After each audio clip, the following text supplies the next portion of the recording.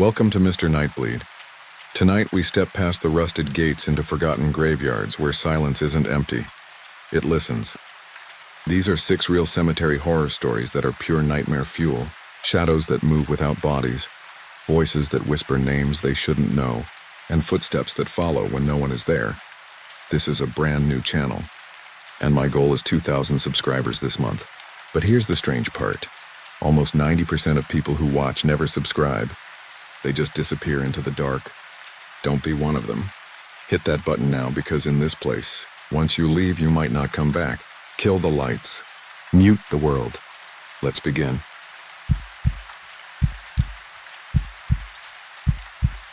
I'm not a storyteller.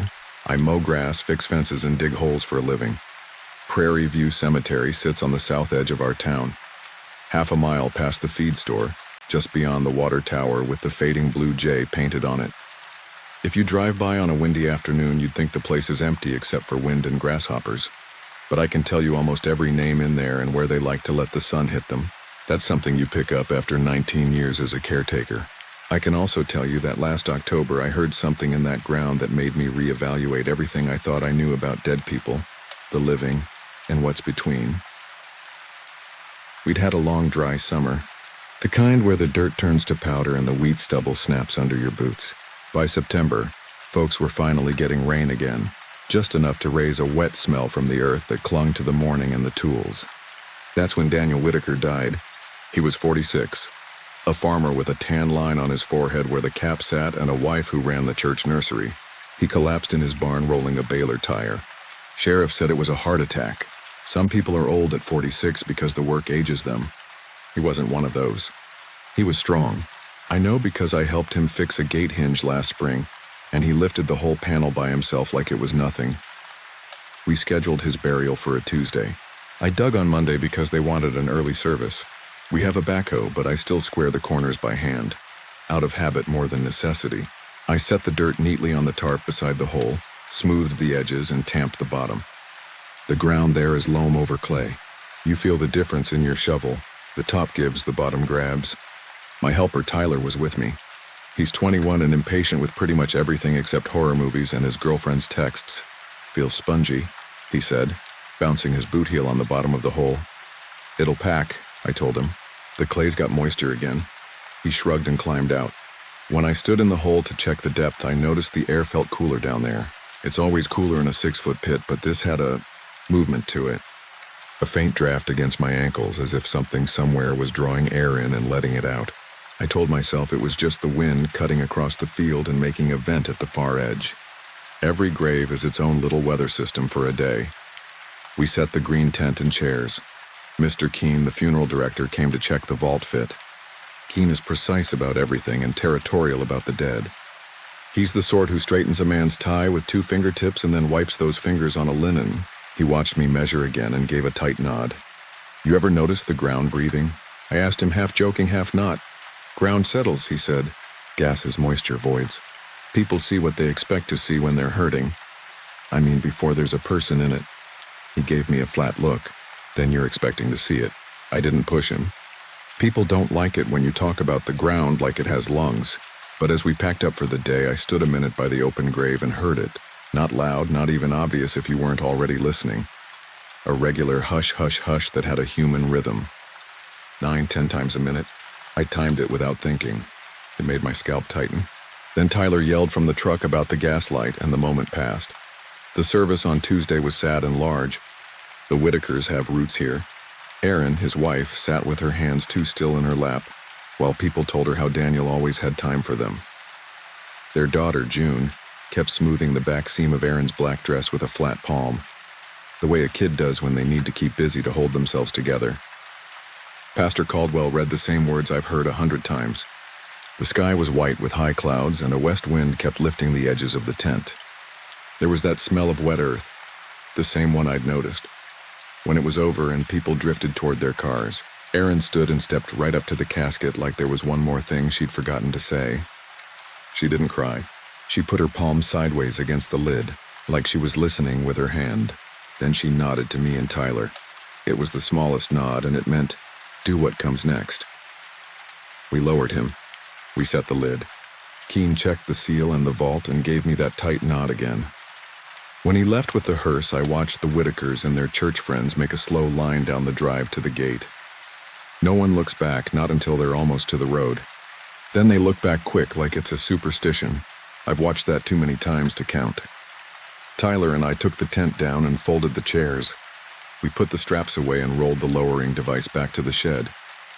When we returned with the backhoe to start filling, the wind had died. It was one of those sudden quiet patches you get out here where your own breath sounds too loud.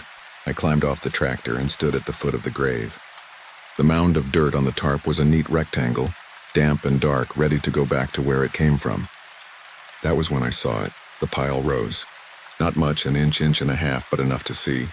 It rose slow, held, and then settled, leaving a faint collapse at the top as the grains resettled. "Ty," I said. He came over, chewing a sunflower seed. "What?" "Watch." We stared at the mound. Nothing happened for a long 10 seconds.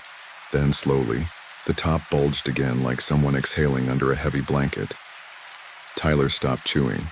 "That a gopher thing?" "We tamped around here yesterday," I said. "No tunnels near. It's not this neat." "Could be air from the vault," he said, but he didn't sound like he believed it. We filled the grave. Dirt goes in layers, tamped every foot with the plate tamper. You have to do it right or the family calls 2 weeks later because the headstone looks like it's sinking. I tamped more than usual. The plate vibrated in my hands and the machine chattered against the soil. If there was air down there, I wanted it compacted out. We finished, raked the top smooth, and set the temporary marker. I left it a little high the way Keen likes, a narrow ridge that will settle with rain. That night, around 10, I drove back to lock the shed. Sometimes I do that late because kids like to wander in and borrow the gas cans. I parked by the gate and walked up the drive with my flashlight sweeping low. The cemetery at night isn't like the movies. It's dull and patient, not dramatic. Coyotes yip off toward the creek. There's usually a tractor on some distant road. Every sound feels like it can take its time. When I reached the new grave, I turned off my light and stood still to let my eyes adjust. The headstones were just darker slabs against a dark field. The wind moved the blue stem grass in little hisses. Then I heard it again. It took me a second to place because when you expect silence, even regular noises feel wrong. The sound came from the ground at my feet. A slow intake, like air getting pulled through damp cloth. Then a longer release, faintly whistling. Hush, hush, hush. I knelt and put my palm flat on the mound. Cold grains pressed against my skin. For a beat, there was nothing but the buzz of my own nerves. Then the dirt rose, not much, but enough that I felt it lift my hand. It sank with the exhale. The rhythm was steady, too steady to blame on shifting. "Okay," I said out loud, like the ground needed me to agree with it. I turned my flashlight on, then off, then on again quick. Like light might reveal something that sound couldn't. It didn't. Just a tidy new grave and my scuffed boot prints. I called Tyler because I needed someone else to be crazy with me. He answered on the second ring with music in the background and said he'd be there in 10. He was there in 7. He squatted beside me and put his ear inches above the dirt. "Holy crap," he whispered. "It's breathing." "We're not saying that," I said. But we were. We went through the list you always go through when something doesn't make sense. We told ourselves maybe the vault had settled and air was moving through the joint. Maybe water in the soil was seeping into a pocket, and the weight above caused a sort of pulse. Maybe temperature differences between the air in the grave and the night air made a simple convection gasp. There are words that make you feel safe. Convection, settling, gases. We threw them around until they sounded reasonable. Then I timed it. 10, sometimes 11 breaths a minute. Tyler turned his hat backward, which he does when he's nervous. What if he wasn't really gone?" "He was," I said. "Keen wouldn't put a man under if he wasn't, and the hospital and the pastor. We'd have heard. Then something under is doing this." The next morning I called Keen and Sheriff Bixby. You don't tell people there's a breathing grave without expecting to be laughed at. They didn't laugh. Keen was silent a long moment and said he'd come by. The sheriff came first in her Tahoe, hair damp like she'd left the house in a hurry, uniform shirt untucked. She's our first female sheriff and a practical person. She listened, then knelt and did exactly what I'd done. Hand flat, eyes closed. It took longer this time. The morning sun had warmed the top and the wind was up. But then her eyebrows lifted almost imperceptibly. "You feel it?" I asked. "I feel something," she said. Could be subsidence. It's regular, I said. Regular things happen all the time, she said, but her voice wasn't dismissive. Let's not get excited. Keene will have a thought. When Mr. Keene arrived, he approached with that solemn walk he uses in front of families. Only there was no family, just us and the empty road and a hawk circling over the sycamore. He crouched and laid his fingers on the ridge. He was still for so long that I thought maybe what I'd felt was in my head and nothing was going to happen for him. Then he took his hand away and wiped it on his slacks. Off-gassing, he said. Probably moisture reacting with the vault sealant. A pattern forms. 10 times a minute? I asked. Until it stops, he said. Wouldn't off-gassing be faster at first? Tyler asked. And then less? Keene gave him a cool look and Tyler shut up. The sheriff said we'd keep an eye on it and that I should call her if anything changed. No need to tell the family, she added. They've got enough. We tried to leave it there. For 2 days, I did my job. Trimmed around the fence posts, ran the weed eater down the row by the veteran stones, replaced the flag at the Civil War section that some storm had tattered. But at night I drove back. I told myself it was just the shed lock, just a quick walk, just making sure nobody had knocked over the vases. It wasn't. I stood over Daniel's grave and listened. It got stronger. That was the change that made me call the sheriff again. Not louder in sound because the sound never got loud, but stronger in the movement. The mound visibly rose in the beam of my flashlight, maybe 2 inches at the peak, then sank. Between the inhales, the soil seemed to pull inward at the edges in a way you can't see on undisturbed ground, like there was a cavity below that was contracting. I took a painter's stir stick from the truck and pressed it into the mound as a marker. On the next inhale, the top edge of the stick lifted, then went back down. I measured the distance against my thumb. Tyler filmed on his phone, but the dark never does what you ask on a phone. The video looked like we were shaking the camera at nothing. We decided to test something else. The volunteer fire station has an oxygen meter that attaches to a little probe. Tyler knows half the guys there. We borrowed it with a joke about testing our breath before a run. That night, we pushed the probe an inch into the mound and watched the little LCD numbers tick. The reading dropped in time with the inhale. Went up a little on the exhale. We did it again 3 feet away on undisturbed ground, nothing. Back at the mound, dip, rise, dip, rise. Not huge changes, but real. The sheriff came with us the next night. She watched the meter and didn't say anything for 2 full cycles. Then she asked for the probe, slid it farther in, and the numbers swung a hair wider. That's not nothing, she said. But it's not something I can present to a judge to unearth a man either. What if he's... Tyler started. Don't finish that sentence, she said. We're not going to imagine the worst thing. If there's any chance of an error before burial, Keene would have caught it. The hospital would have. Keene did come under pressure with a stethoscope like he could hear through 6 feet of soil. He didn't kneel with his suit pants this time. He stood with his arms folded and suggested soil temperature gradients, barometric pumping, the phase of the moon. I appreciated the attempt. I really did. I'd have accepted aliens if it meant I didn't have to think about what my palm told me every night.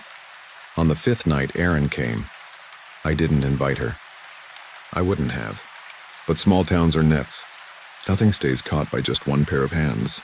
Either Tyler told his girlfriend, who told her sister, who told June, or the sheriff's dispatcher mentioned a patrol at the cemetery.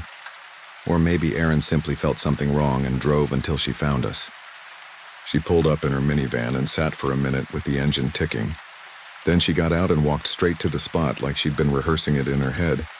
I had a dream about air, she said. She wasn't bothered by us being there at night, or if she was, she hid it under that steady way of talking she has. He used to breathe a certain way when he'd been hauling all day. It got slow and deep with a little whistle on the exhale if his sinuses were acting up. The first night after we went to sleep, and I could swear I heard it. In my head, I guess. She knelt without waiting for permission, pressed her hand flat and waited. I wanted more than anything for the ground to behave like ground right then. It didn't. After a long 30 seconds, the mound rose. Erin's chin trembled. She didn't pull her hand away. "Danny," she said, not loud, not a cry. Just the way you would say someone's name when you find them in the dark and want to be sure before you turn on the light. We all heard it then, something inside the hush that wasn't air or soil or imagination. A faint change. A wetness to the inhale like you get with a chest cold. A cadence each of us would have recognized if we listened to someone long enough. The sheriff's eyes flicked to me. Keen stared at the grass like there might be an answer written in it. "I want him up," Aaron said. "Now." Keen explained permits and procedure and respect and the fact that exhumation requires a court order, except under very specific circumstances. The sheriff backed him up but softer, promising to start whatever wheels needed starting first thing in the morning. Erin stood, dusted her knees, and said okay in a way that meant none of this was okay. She drove off slow. The taillights disappeared at the first curve. Then the red glow showed again when she braked at the gate. We didn't sleep that night. Tyler went home and came back with a thermos of coffee and a half-used pack of those hand warmers from his duck blind. The sheriff sat on the bumper of her Tahoe with a blanket over her legs and made calls I couldn't hear. Keen paced. The wind shifted from west to north and then died altogether, the way it does before a front arrives. We were 3 adults and 1 dumb kid with a coffee thermos, and we were completely unprepared for how fast something ordinary can become a crisis when you can't call it by its right name. Around 2 a.m, clouds came in, fast and low. The moon, thin as a fingernail, vanished. There was a feeling in the air like a barn door swinging open in a storm. Pressure changed. The cemetery, usually a place that holds its silence, started to make little noises. Ticks in the stones, a rustle in the yews, a clink from the flagpole rope. I walked a small circle to keep my legs warm and stopped dead. It wasn't just Daniel's grave. 2 rows over, Mrs. Ketchum's ridge gave a small, deliberate lift. Not as much as Daniel's, but definite. Near the veterans section, a new mound, 3 weeks old, did the same. Hush, hush, hush. Differently paced from Daniel's, but close enough that my brain wanted to line them up into a pattern. I swung the light out across the section and for a second, felt like I was watching a sleeping chest rise and fall. Only the chest was the ground and it was everywhere. "Sheriff," I said. She came to stand beside me. We watched as 5 or 6 distinct mounds pulsed, not together, but in a horrible, almost unison, the way a room full of people will all start to cough when one person does. It was nothing and it was everything. The wind stopped being wind and became breath, and then I wasn't sure what was moving what. I took a step back and my heel dug into the edge of Daniel's ridge. The mound beneath the heel didn't give like dirt. It drew me. The way wet sand does when a wave pulls back, only there was no wave. My boot sank to the arch. I wrenched it free and stumbled. The soil at the top of the mound collapsed inward a couple of inches and then rose back in a slow, thick exhale that pushed my boot tip. "Back," the sheriff said, arm out. Keen had his hand over his mouth, whether to block a smell that wasn't there or to keep words from escaping. I don't know. I don't know why I did what I did next. Maybe because I'd been standing over the dead for 19 years telling families the ground was solid and honest. Maybe because Erin had put her palm there like a promise. I stepped forward again and pressed both my hands down flat. Fingers spread. The soil was cold and damp. It sighed under me. I leaned in slowly, putting more weight like I could ease whatever pressure was building below. The mound rose against my palms and my hands slid, and for a heartbeat the ground was not ground. It was a thing with muscle and intent and the strength of someone sleeping who turns over and takes the blankets with them. I felt it move around my hands, not just up and down, but around. Like fingers of earth wrapping. My weight shifted and my left knee pressed into the top ridge, and that ridge gave way. My knee sank, then my thigh. It wasn't like falling into a hole. It was like being drawn into a chest that could take what it wanted. The dirt climbed to my hip and I couldn't feel the bottom because there wasn't a bottom. There was an inhale that didn't stop when I thought it would, and my ribs compressed, not painfully at first, just enough to make a small sound come out of me I didn't own. Tyler yelled and grabbed my jacket collar. The sheriff grabbed my belt. The mound continued to breathe like I was now part of its apparatus. For a second, one of those bright seconds that stretch, there was a sound that was not dirt or wind or words. It was my name made by friction through grains, the way a child might whisper from under a blanket. Eli. It came from below. It was not in my head. Pull, the sheriff said. They did. And the ground gave me back slower than it took me. I came out up to my boot tops caked, hands shaking, breath visible though it wasn't cold enough to steam. I fell on my side and rolled away without dignity. The mound rose behind me as if to see where I'd gone. Keen had gone white. The sheriff put both palms on her knees and bent like someone finishing a run. Tyler said he was going to be sick and wasn't. We didn't speak for a long count of inhales. The weather broke with a soft, soaking rain that lasted 20 minutes and slicked the top of every stone. The breathing slowed under the rain, then evened, then, on a long exhale, stopped. Not all at once around the cemetery, in patches like light bulbs giving out one by one. Daniel's was last. Hush, longer hush, nothing. We waited for it to start again. It didn't. Keene finally found his voice and suggested we go home. The sheriff said she'd post a patrol by the gate. Tyler asked if we were going to tell Aaron, and the sheriff said yes, but not right now. Not until morning. Not until we had paperwork in motion and words that didn't sound insane. I didn't sleep. I showered enough mud down my drain to clog it, and sat on the edge of my bed with my hands still smelling like wet earth. I kept waiting for the sound of breath in my old house.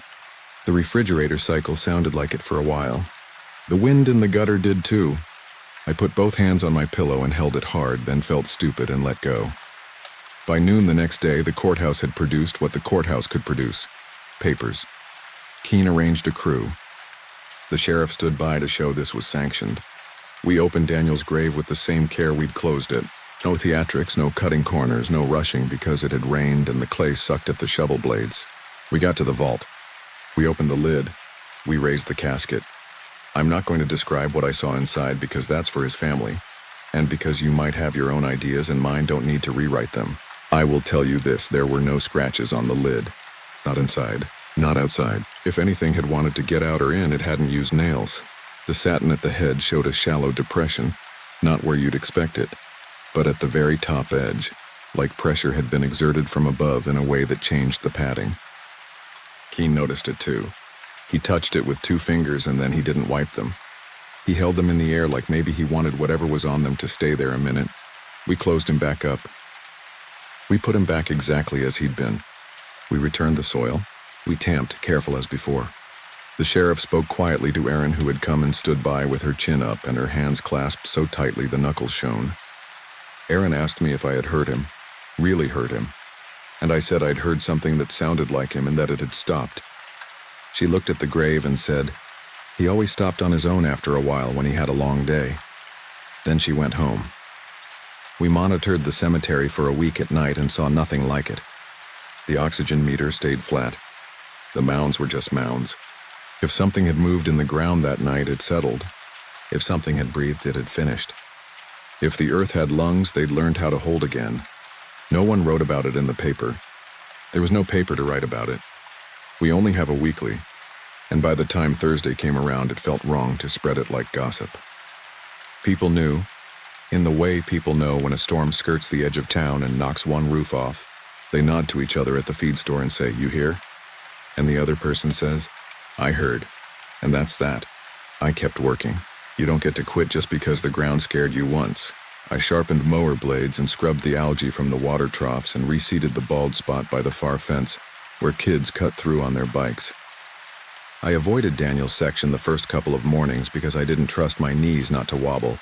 Then I forced myself to walk it, to rake it, to stand with my boots on either side of his ridge and feel nothing.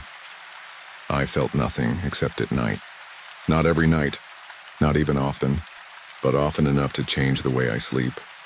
I will be lying there and there will be no sound except the tick in the baseboard and a semi-truck 2 miles away on 81, and then a new sound will join.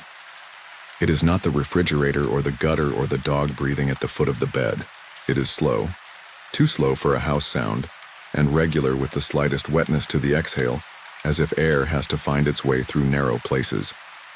Hush, hush. I hold my own breath to test if I'm making it. The other breath keeps going. I sit up and press my palms into my mattress the way I pressed them into that mound. My hands feel nothing but foam and sheets. The sound goes on, sometimes for a handful of minutes, sometimes for an hour. Then it stops the way it stopped in the rain, on a long release that makes me unclench without knowing I was clenched.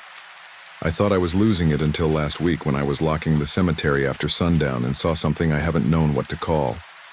We have a row of plots reserved along the north hedge, marked only by small stone pavers with family names etched shallow. One of them has my last name. My mother bought it years ago when she thought planning things meant controlling them. Elijah Sampson family.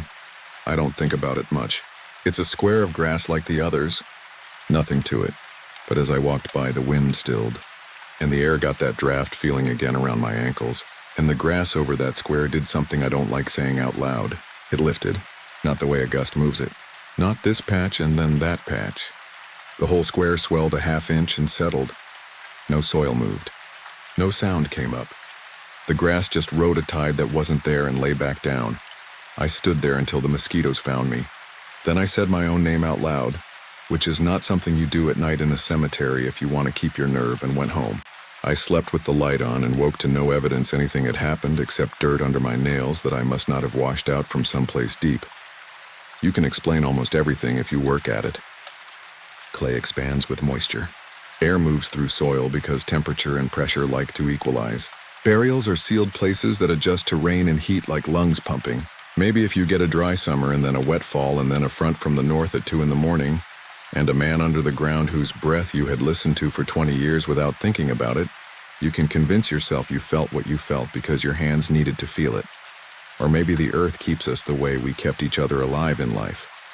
With a rhythm, with wakefulness that returns when someone says a name, with a stubborn refusal to stop until we hear a voice tell us it's okay. Maybe all those ashes to ashes words I've heard so many times are less instruction than reminder, and the dust is not passive at all. It knows how to rise and fall. It knows what to do. It is patient. I still work at Prairie View. Someone has to sweep the grass off the stones and put a little rock on top of the Jewish markers. When family comes to visit and pick up the wreaths when the ribbons tangle in. March, I walk the rows at dusk and nod to the old surnames and say good evening as if I'm passing porches. I try not to pass my own little square of grass after dark. If you come by and you see me standing with one hand on a mound and my head bowed, I'm not praying. I'm not crazy either. I'm listening to make sure someone is done breathing, and not because I think they're alive, but because that's courtesy where I'm from. You don't leave a man on his own if you can hear he's still catching up from the work he did that day. When the wind drops out of nowhere and the grass goes still, you'll hear it too if you stop talking. You'll tell yourself it's the highway or a bird under the hedge or your own lungs getting in the way of the silence you came here for. Then you'll time it without meaning to, because your body knows rhythms as well as soil does. If you want this to end tidy, don't visit after dark. Don't stand with your hands where mine have been. Don't say a name. If you do, you might hear yours in the hush that comes back up, and the ground might lift just a little, like a chest that has decided it is not quite done.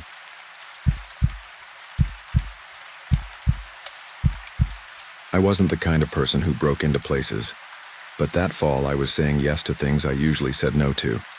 I was a junior at a small college on the North Shore of Massachusetts, the kind with old brick dorms, a bell tower that chimed, the hour, and a campus map printed with a tasteful compass rose. It was late September, crisp enough that your breath showed up in the glow of the streetlights and everything smelled like damp leaves and cold stone. My roommate Eli had a friend in art history named Maya, who was doing a project on Puritan grave iconography. That's how we ended up standing outside the old burying ground on Meeting House Lane, with a cheap flashlight and 2 flasks that somebody said had liquid courage in them, staring at a stone wall and the shadow of a square little building inside it. There were 5 of us. Me, Eli, Maya, a lacrosse guy named Richie who'd come along because he'd heard there was a mausoleum and thought that sounded metal, and Tasha from our floor who never wore a coat no matter how cold it got. The wall was chest high, the sort of stacked fieldstone you find everywhere around here, and beyond it were the tilted slate headstones with winged skulls carved on them, the kind you see in textbooks. In the middle of it all squatted a granite box with an iron door the color of dried blood. The lock was new, shiny silver against the old metal. Someone had spray-painted a thin white X on the door, off-center and faded like it had been cleaned and never really went away. "Touch it," Richie said. He had 1 foot up on the wall like he was about to climb but wanted someone else to go first. "The door. You have to knock or it doesn't count." "That's not the assignment," Maya said. She'd brought a sketchbook and one of those thick black pencils, and she was already drawing the winged skull on the nearest headstone. "I just want to see the carvings." "The assignment," Tasha said, grinning, "is to see if it knocks back." I told myself I was only there to hold the light for Maya, but my hand was already on the cold top of the wall. There was a low, iron gate that wasn't locked, the kind you could just nudge aside so we didn't really break in. It still felt wrong to step onto that dead grass. The light from the street didn't reach inside.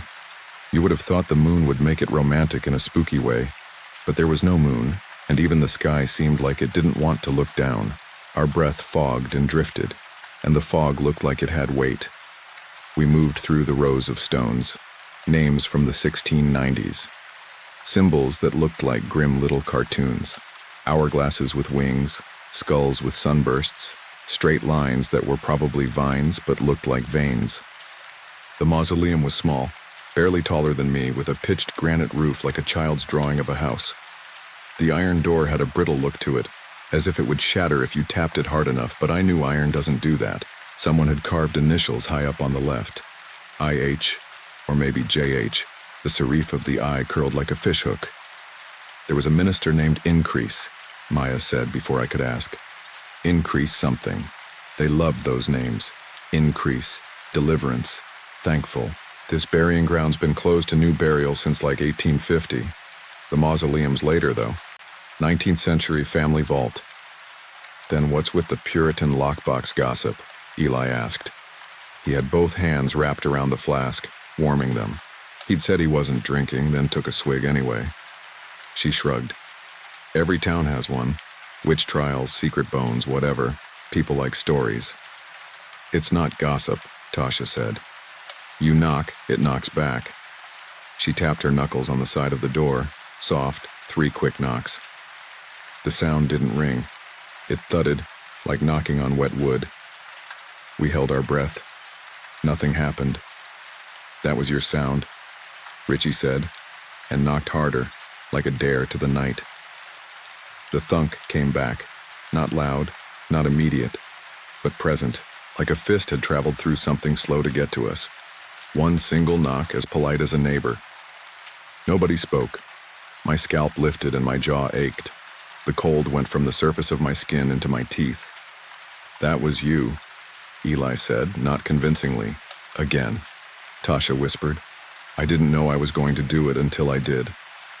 I stepped up, lifted my hand to the iron, and put my palm on the door. The cold ran down my arm like water. Under my hand, the door felt wrong. Not just cold, but heavy, in a way that suggested depth, like the door was thicker than it looked and the dark behind it had weight. I knocked, gentle. 3 little taps like you do when you don't want to wake a sleeping house. The sound went into the door and didn't come back. We all leaned in unconsciously. I could hear Maya's breath, the splice of Richie's sneaker on the dead grass, a car somewhere far off. Then from inside, a knock answered. 1, then a pause, then 2. Not hard, just certain. The iron hummed faintly under my fingers. All the hair on my arm stood up and stayed up. Eli said a curse word, but it came out thin and winded. Maya lifted her pencil, and it snapped without her pressing. Richie took a step back like the door had moved. Okay, I said because somebody had to say something. Okay, I'm done. We left without running because it would have felt like admitting something had happened. On the sidewalk, we laughed in a way that tasted like pennies. We said things like acoustics and rats and pipes, even though there were no pipes. We said the lock was new and probably hollow. We said we'd come back in the day to prove nothing was there.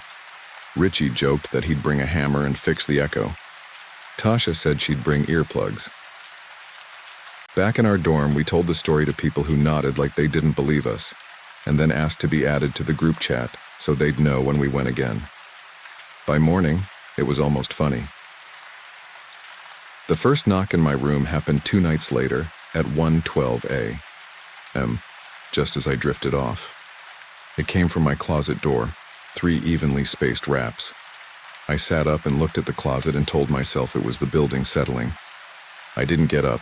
I didn't open it. Eventually, I fell asleep and dreamed of wet earth and a coin being pushed into my palm over and over by fingers I couldn't see. The next day, Eli told me he'd heard someone knock under his bed. He was laughing when he told me like it was a dumb joke, but his laugh was brittle. It woke me up, he said, like actual knock-knock. I kicked down there. Nothing. Maya texted the group chat at 3:26 a.m. that she'd heard tapping on her studio window. She lived on the 3rd floor of a dorm with no trees near the windows.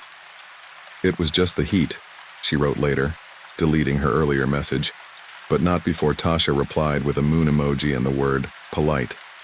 We started keeping times like we were tracking trains. 112, 326, 204.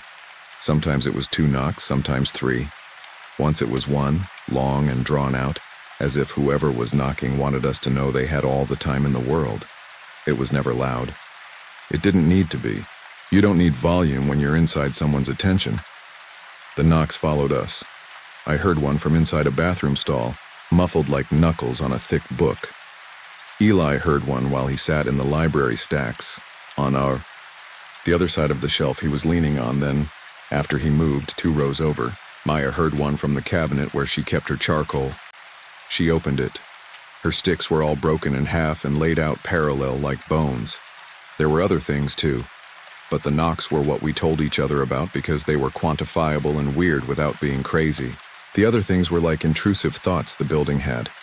A smell of lime and damp stone that appeared and then sank into our clothes.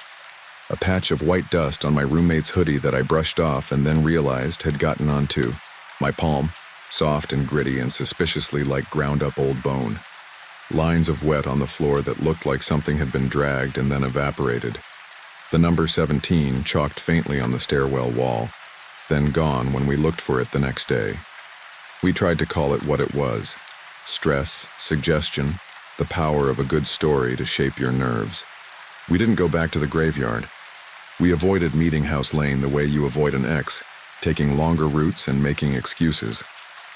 3 weeks later, the college sent out a campus-wide email telling students not to trespass in the old burying ground because there had been vandalism of a serious and disturbing nature, and the Historical Society and local families were upset. The phrase disturbing nature was the kind of language the administration usually avoided. They liked words like unfortunate and inappropriate. Disturbing felt like a slip. They're going to think it was us, Eli said. He was sitting cross-legged on his bed, staring at the email on his phone. He lifted the phone and then lowered it as if the words were heavy. We didn't do anything. What happened? I asked. Bones, he said, and swallowed. Scattered. That's what someone posted. They were inside and now they're not. We went at dusk because of course we did. It was one of those pink sky evenings that looks gentle until you are in it, and realize your ears are freezing and everything that's damp is colder than the air. There was a sawhorse and yellow tape across the low iron gate, and a police cruiser idling with its lights off. Beyond the wall, the grass looked bruised, the headstones tilting like bad teeth, and in front of the little mausoleum, the grass was covered with pale shapes that at first I thought were trash bags or plastic sheeting, but were not. Bones lay everywhere, not in heaps, not in a dramatic pile, but in lines and arcs and small spirals like something had blown them out from the open space, and they'd come to rest like leaves. Long, thin ones that had been ribs, flat ones that had been pieces of a skull, edges jagged like a broken plate, a scatter of little stops and commas that were finger bones, things I didn't want to identify but did anyway because once you see a bone you can't pretend you don't know what it is. The mausoleum door was still locked. The padlock shone stupidly in the last of the light. The door had rust streaks down it like tears. On the ground, near the threshold, there were a few iron nails, square and fat and longer than my palm, crusted with something dark that might have been dirt, and might have been old blood that had never been washed off properly. A bit of old rope. A tuft of hair stuck to a nail head. I tried not to look at the hair. It was too long, too human. A man in a brown jacket with a Historical Society patch on it was talking to a woman with a clipboard. The man had a cigarette cupped in his hand like he didn't want the smoke to be seen, and the smoke smelled wrong, too sweet. He saw us and gave us the kind of look adults give to kids when they're about to tell them to leave. He didn't tell us to leave. He said, "You're the third set of students to come look. Take a good look and then go home." This wasn't vandalism, Maya said softly. "Depends what you mean by vandalism," the man said and drew on his cigarette. His teeth were the same color as the paper. "Nothing's broken that wasn't already broken. It's just out where you can see it." "Who opened it?" Eli asked, and then, "Sorry, it's locked. We heard someone said it was locked." "It's locked," the man said. "Nobody opened anything. It opened itself if you want a theory. Or somebody went in a long time ago and what they did didn't take.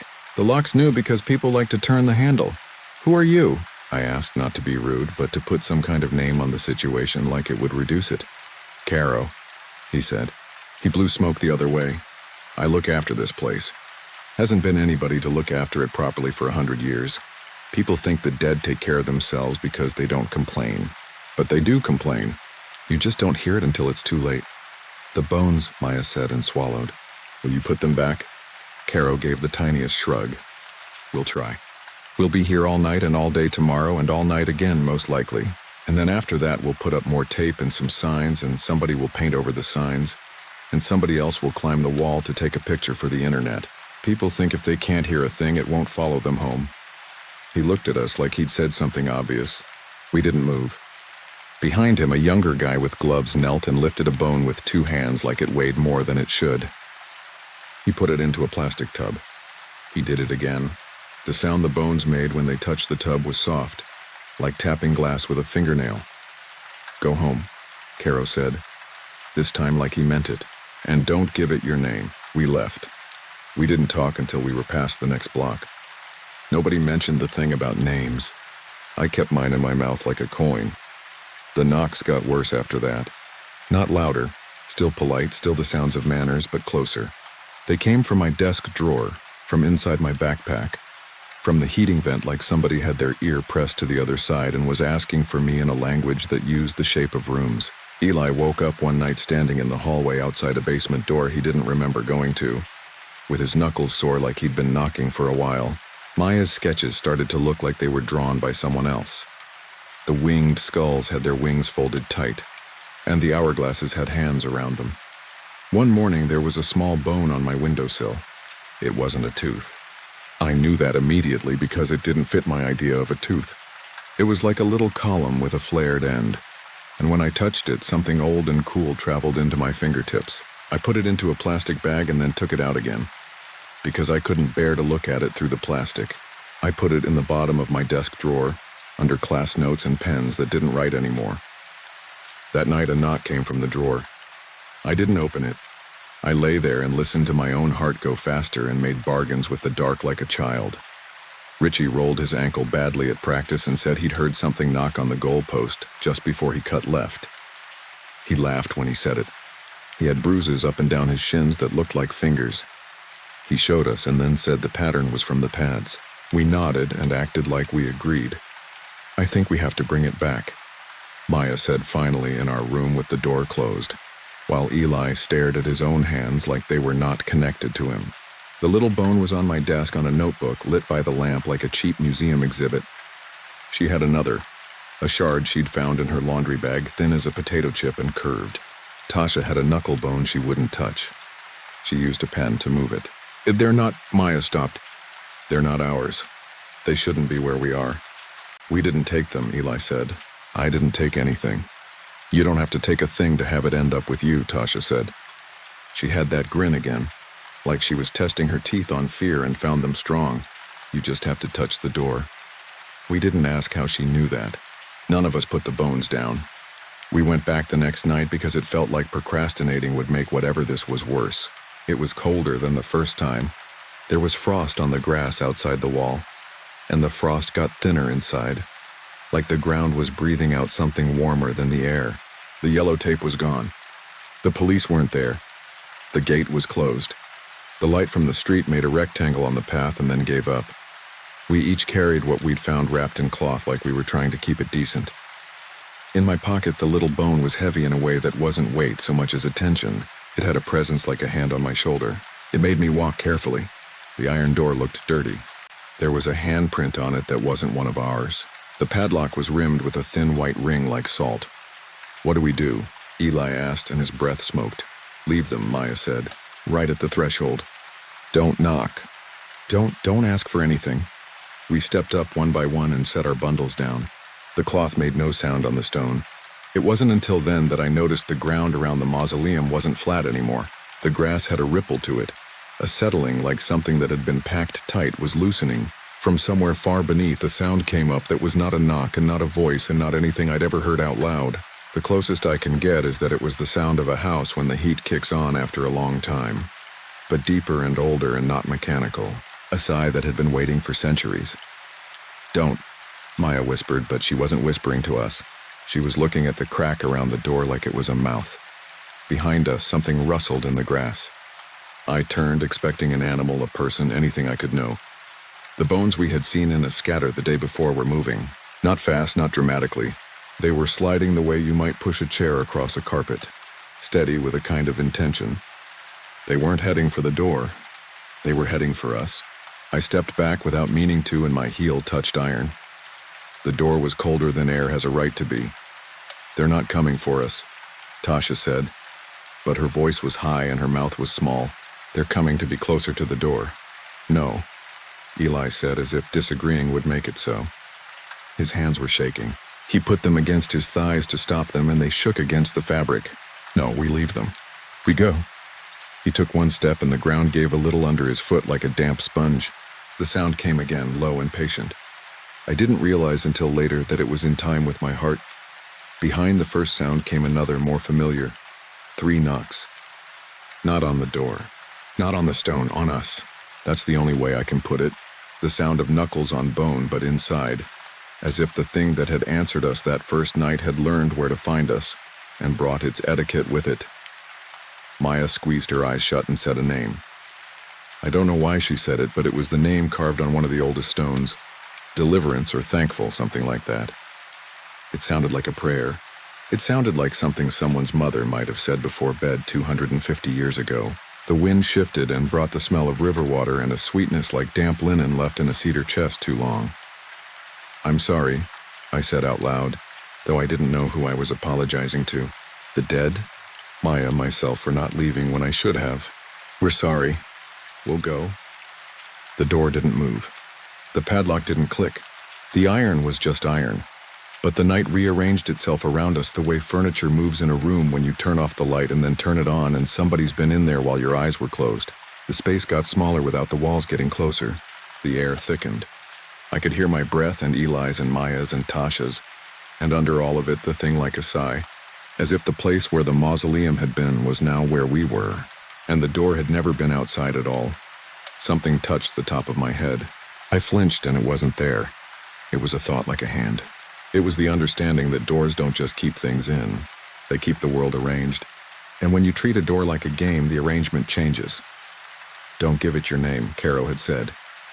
"Don't give it your name," I said now, out loud, and the knocks stopped. We left our bundles.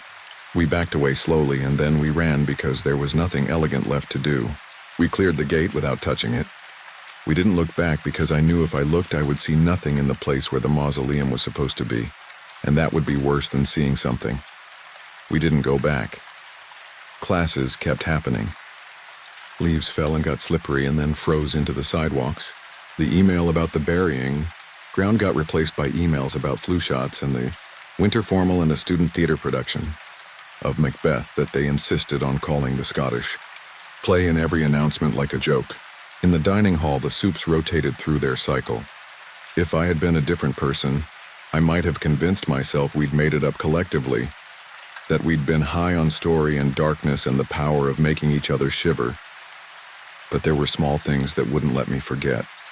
I found bits of linen under my bed that smelled like river mud. Eli stopped sleeping and started walking at night. And one morning I found him standing in the stairwell, palm pressed to the concrete wall, as if he could feel something on the other side. He didn't remember how he got there. He did not think this was funny. He had a bruise around his wrist, a perfect circle like a hand had held him with a politeness that didn't allow for struggle. Maya withdrew her project. She told her advisor she'd change topics. She started drawing ordinary things: coffee cups, hands, the brick pattern of the science building. The drawings shook anyway. When she laughed, it was only with the corners of her mouth and never with her eyes. She kept her name out of the paper when a reporter from the student-run journal did a piece on local historical sites under strain from student interest. The reporter wrote that the mausoleum had been there since the late 1800s and probably didn't contain anything important. He wrote this while standing near a place that sometimes wasn't there anymore. Tasha dropped out after Thanksgiving. She said she needed to take a semester to work and save money. She posted a picture from her parents' house in Western Mass, a wood stove and a mug, and you could see the reflection of 3 small round lights in the glass of the stove door. Maybe they were just the room. Maybe not. I see Caro sometimes near the grocery store. heating his hands on a cup of coffee he doesn't drink. He nods at me like he knows I did what I could and understands it wasn't enough. He smells like cedar and smoke and something green growing under rocks. I moved off campus in January with a kid from my biology lab who didn't ask many questions and wasn't around much. The place is cheap and the heat is loud and the windows rattle. Sometimes the pipes knock. Sometimes it's not the pipes. I know the difference now. The pipes are impatient and messy. The other knocks are polite. If I put my hand on the wall, the cold goes through into my bones. The sound knows where to find me. It remembers the shape of my name and the shape of my hand on iron. I could say this is a warning post, the kind where the moral is, don't trespass, and the comments are full of people saying it serves me right. Maybe it does. I'm not writing this for that. I'm writing it because sometimes the thing taps so softly I think I made it up. And sometimes it taps twice and I almost tap back without thinking. And I need something to do with my hands other than make that mistake. I need to put this somewhere outside of me. A few weeks ago, I woke up at 3:13 a.m. to 3 knocks on my closet door. It was not dramatic. The moon was up. The city was quiet in that way, where even the quiet has a sound. I got up not because I wanted to open the door, but because it felt worse to lie there and pretend I couldn't hear it. I put my ear to the wood. It was cold. I could hear nothing but my own blood. I put my hand flat on the door the way I had put it flat on iron. My fingers stiffened. "Don't give it your name," I said. And then I said my name inside my head, to feel what it felt like to say it and not say it. My heart knocked 3 times. I stepped back. I did not open the door. In the morning, I found a line of white dust on the floor in front of the closet. Not a pile. A line, as if something had been pushed under the gap and then pulled back. The vacuum ate it. It made a sound like a small gasp. I haven't been back to the burying ground. Finals came and went. Snow fell and turned gray at the edges like an old photograph. People took pictures with the bell tower because it looks good against winter sky. Every day, other things happen. Emails, meals, errands, laughter that is real, work that is satisfying. The world is full. But sometimes, walking past a brick wall on campus, I run my fingers along it and feel the spaces between the bricks and the cold that lives there, and the weight of things that want to be arranged how they were. I didn't take anything. I didn't open any door that didn't want to be opened. I touched iron, and I listened when it spoke. People think it's the big gestures that matter, but it's the manners that bind a place together, the call and response of a knock and an answer. If you don't believe me, that's fine. I hope you don't ever have to. There's knocking in the hallway right now. Not loud, courteous. It's late enough that it should be the neighbor or somebody drunk or a prank. It comes in 3s. It moves very slightly down the wall the way a sound does when it knows where you live. I'm not going to open the door. I'm not going to say my name. I'm going to sit here and put this somewhere that isn't my chest and remind myself that sometimes the door isn't out there at all. Sometimes it's exactly where you are, and the lock is the shape of your own hand refusing to answer. If it knocks again, I'll breathe in and out and wait for it to be polite enough to leave. And if it doesn't leave, I'll wait anyway, because the only thing worse than the sound on the other side would be the silence after I knock back.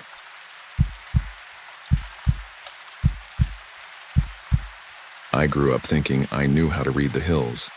Where I'm from in central West Virginia, you learn to keep a creek on one side and the ridge on the other. You learn that roads look different at night, and that cell bars are more like rumors the trees tell each other than anything you can trust. That's what I told myself when we got turned around by the old cemetery on the ridge they call Old Hollow. But I'm not sure I believe it anymore. I'm writing this because I can't explain what happened in a way that satisfies the part of my brain that wants clean answers. I can only tell you what we did and what we saw, and you can decide where to file it in your head. It started on a Friday in late October when I drove back home for my uncle's 60th. The trees were in full color, reds and copper all over the hollers, and the air had that damp cold you feel in your knuckles first. I got in a little after dusk and met my friend Caleb and his girlfriend Lacey at Dottie's Diner, the only place that stays open past 9 unless you count the Exxon where you can buy a pepperoni roll that has been sweating in plastic since the 4th of July. Dottie herself poured our coffees and started in on us, with the usual gossip. The Ridgeview Panthers won by 2. Someone's cousin ran off with a drummer. Deer are crossing bad this week. Watch the curves near the Narrows. Caleb and I have known each other since we were 8. Little League, church youth group. drinking warm beer on the railroad trestle when we were old enough to know better, but not enough to stop. He'd moved back after a stint in Ohio, working nights at the glass plant. Lacey was new to me. Sharp ponytail, steady eyes, a laugh that made people at the counter glance over and smile without meaning to. She had that out-of-town confidence, but she wasn't mean about it, just direct. The three of us hadn't been in the same room since June, and the talk spun from job hours to old teachers to which logging roads washed out. The lantern came up the way it always does, like a dare wrapped in a story. Old Hollow sits on a high knob above the next valley over. It's not the town cemetery with mowed rows and flags. It's a scatter of old stones under scrub oak and sourwood, ringed by a waist-high iron fence. People say it started as a family plot when the road was a wagon track and kept going, because nobody wanted to haul coffins any farther uphill. It's the kind of place teenagers go to carve initials and smoke, and the kind of place older folks point at from the road and say, "That hill's not right." The story is simple. Some nights there's a lantern moving between the stones. If you follow it, you get turned around and can't find your way back to your car. You walk in circles for hours and keep ending up at the same grave. Eventually you make it out, most do, but some people won't talk about it afterward and a few leave town. That's the version you get with your coffee. Dottie rolled her eyes when Caleb brought it up. "Don't be an idiot," she said, topping off his mug. "Folks get turned around up there 'cause it's dark and half the stones are sunk. You step wrong, you think you walked someplace you didn't. Same as chasing Bob White in fog. If you go, don't follow nothing that ain't tied to the ground." The old man, 2 stools down in suspenders, made a noise like a laugh with the air let out. "Leave that hill be," he said without looking at us. "My brother swore he lost an hour up there back in '72, and he weren't a liar. Said he tied his bandana to a thorn bush and found the same knot 3 times from 3 different ways. Don't follow lights. Lights ain't for you." We weren't exactly sober-minded about it. It was 1 in the morning by the time the 3 of us reached the turnoff, a gravel spur that peeled off the county road and clawed up steep. The clouds were low, sliding over the stars. It smelled like wet leaves and creosote from the old fence posts. We parked under a poplar, killed the engine, and let the quiet fill the truck. It's funny how fast the night settles on you after the noise stops, how the crickets and that high, thin hiss start pressing on your ears. "You sure about this?" I asked, but I already had my jacket half zipped and my flashlight between my teeth. "We're not going far," Caleb said. He flicked on the big mag light. "We catch a glimpse of your ghost lantern, we laugh, we go. Scout's honor." Lacey pulled her hood up. "If I twist an ankle, I'm suing Dottie." There's a short path from the pull-off up to the gate. You can see it in daylight, a thread of bare dirt through blackberry briars, but at night the briars lean in and tug at you. My light caught the iron fence first, black ribs against the dark. The gate was chained but not locked, just looped. Someone had hung a little sign, "No trespassing after dark by order of the township." Half the letters flaked off. I stood there with my hand on the cold chain and felt that small weight you get when you do something you've been told not to. I slipped the loop off and we eased the gate open, careful not to let it squeal. Inside, the ground tilted up into a wide, shallow bowl. The stones were at all angles, some leaning, some flat in the moss. Names from a century ago looked up in the light. Bengers, Duffs, a little Sarah who didn't make it to her second winter, a man missing half his date, as if the chisel slipped and nobody corrected it.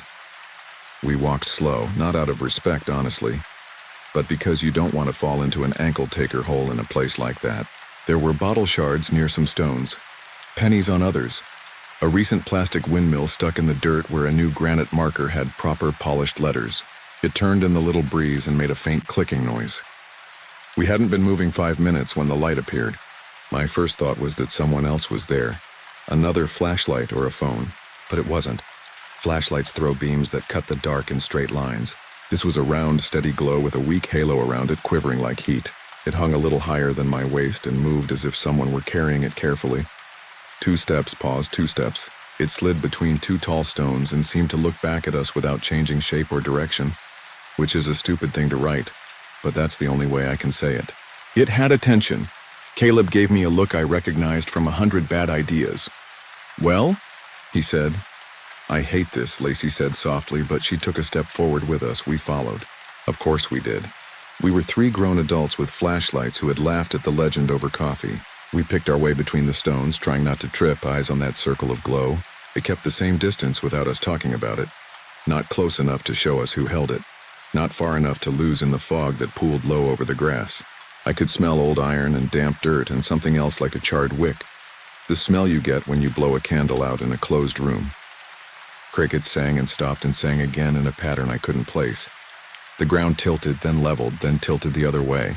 The lantern slid behind a narrow white marker and drifted left. We drifted with it and came into a small clearing, a place where a big tree must have come down long before and rotted away. There were 4 stones in a ragged square. The lantern stopped by the far one. We stopped too. The name on the stone was M.A. Corley. The dates were 1883, 1907. Someone had pressed hairpins into the dirt at the base and the shape of a cross that had been walked over until it was just a suggestion. A mason jar lid lay half buried in moss. "All right," Caleb said. "We saw it. Let's go before Dottie puts our names on the idiot board." We turned. This is the part where I lose you if you're the kind of person who needs a trick of the light. We walked back the way we came, between the 2 tall stones, past the sunk marker with the chipped corner, along the bit of fence we'd noticed that had a bar missing. Only we didn't hit the fence.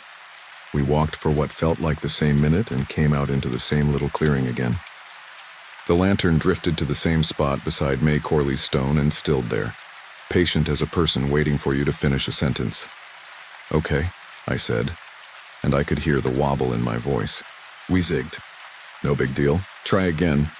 We tried again without talking this time, as if words would make it worse. We picked a new route slightly to the right, keeping the windmill's click behind us, aiming for the dark shape of the gate I had in my head. We went between different stones this time, there was no mistaking that. A squat square one and a taller slate one with a split down the middle like a tooth, my light bright on the crack. We kept going, and it felt longer than it should have felt.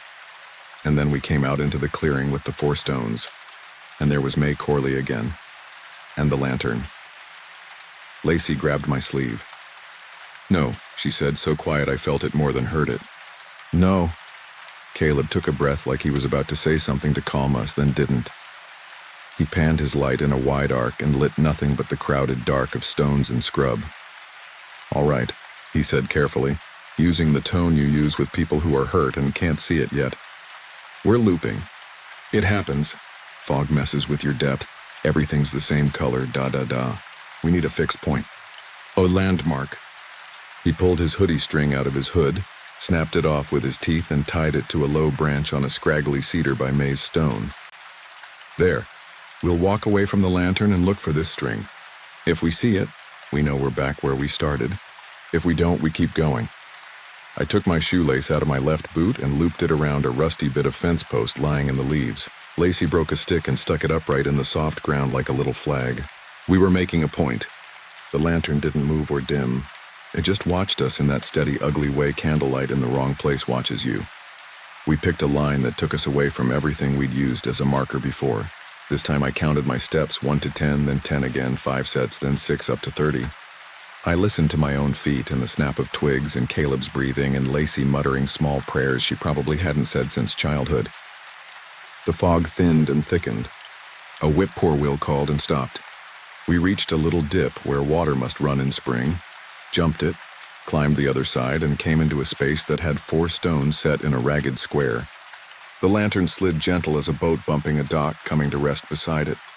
My shoelace was looped around the old fence post at the base of the nearest stone. Caleb's hoodie string hung from the cedar. Lacey's stick leaned exactly where she'd planted it, a little more crooked than before, as if someone had nudged it to see if it would fall. Caleb swallowed, the sound loud. "Okay," he said. He had that stubborn, squinting look he got at bat in Little League when he wanted to swing no matter the pitch. "It's fine, phones, compasses." We held up our phones and watched the compass app spin. North crawled around the dial like a bug circling a sink. The little green dot on the maps jumped off the hill and onto the road and back like we were on a trampoline. Service wobbled. 1 bar, then none, a frozen 1:13 a.m. at the top of my screen that didn't change for a long time, even though I knew it had to. "Old trick," Lacey said, surprising me. "My grandma taught me. If you think you're in a fairy circle, you turn your pockets inside out." "Excuse me?" Caleb said. She did it anyway, fingers quick, flipping the corners of her jeans pockets out so the white lining hung like flags. She looked at us until we did it too. I don't know why it felt important, but it did. The night pressed harder. Like we were under a bell jar someone set down over the hill. "All right," I said, hearing how thin and teacherly I sounded. "One more try. Don't follow the lantern. Don't look at it. Walk downhill and to your left. That should take us toward the road." We went. We kept our lights pointed at our boots and the next 2 steps of earth. Not at that round glow that floated just at the edge of my vision. I could feel where it was without seeing it. The same way you can tell when someone is staring at you from the next booth. Somewhere a dog barked far off and then maybe closer. Or maybe the sound just shifted the way sound does on a hill. My foot slipped on wet leaves and I grabbed a sapling and felt it bend and hold and bend back. We passed a stone with only the word mother left on it.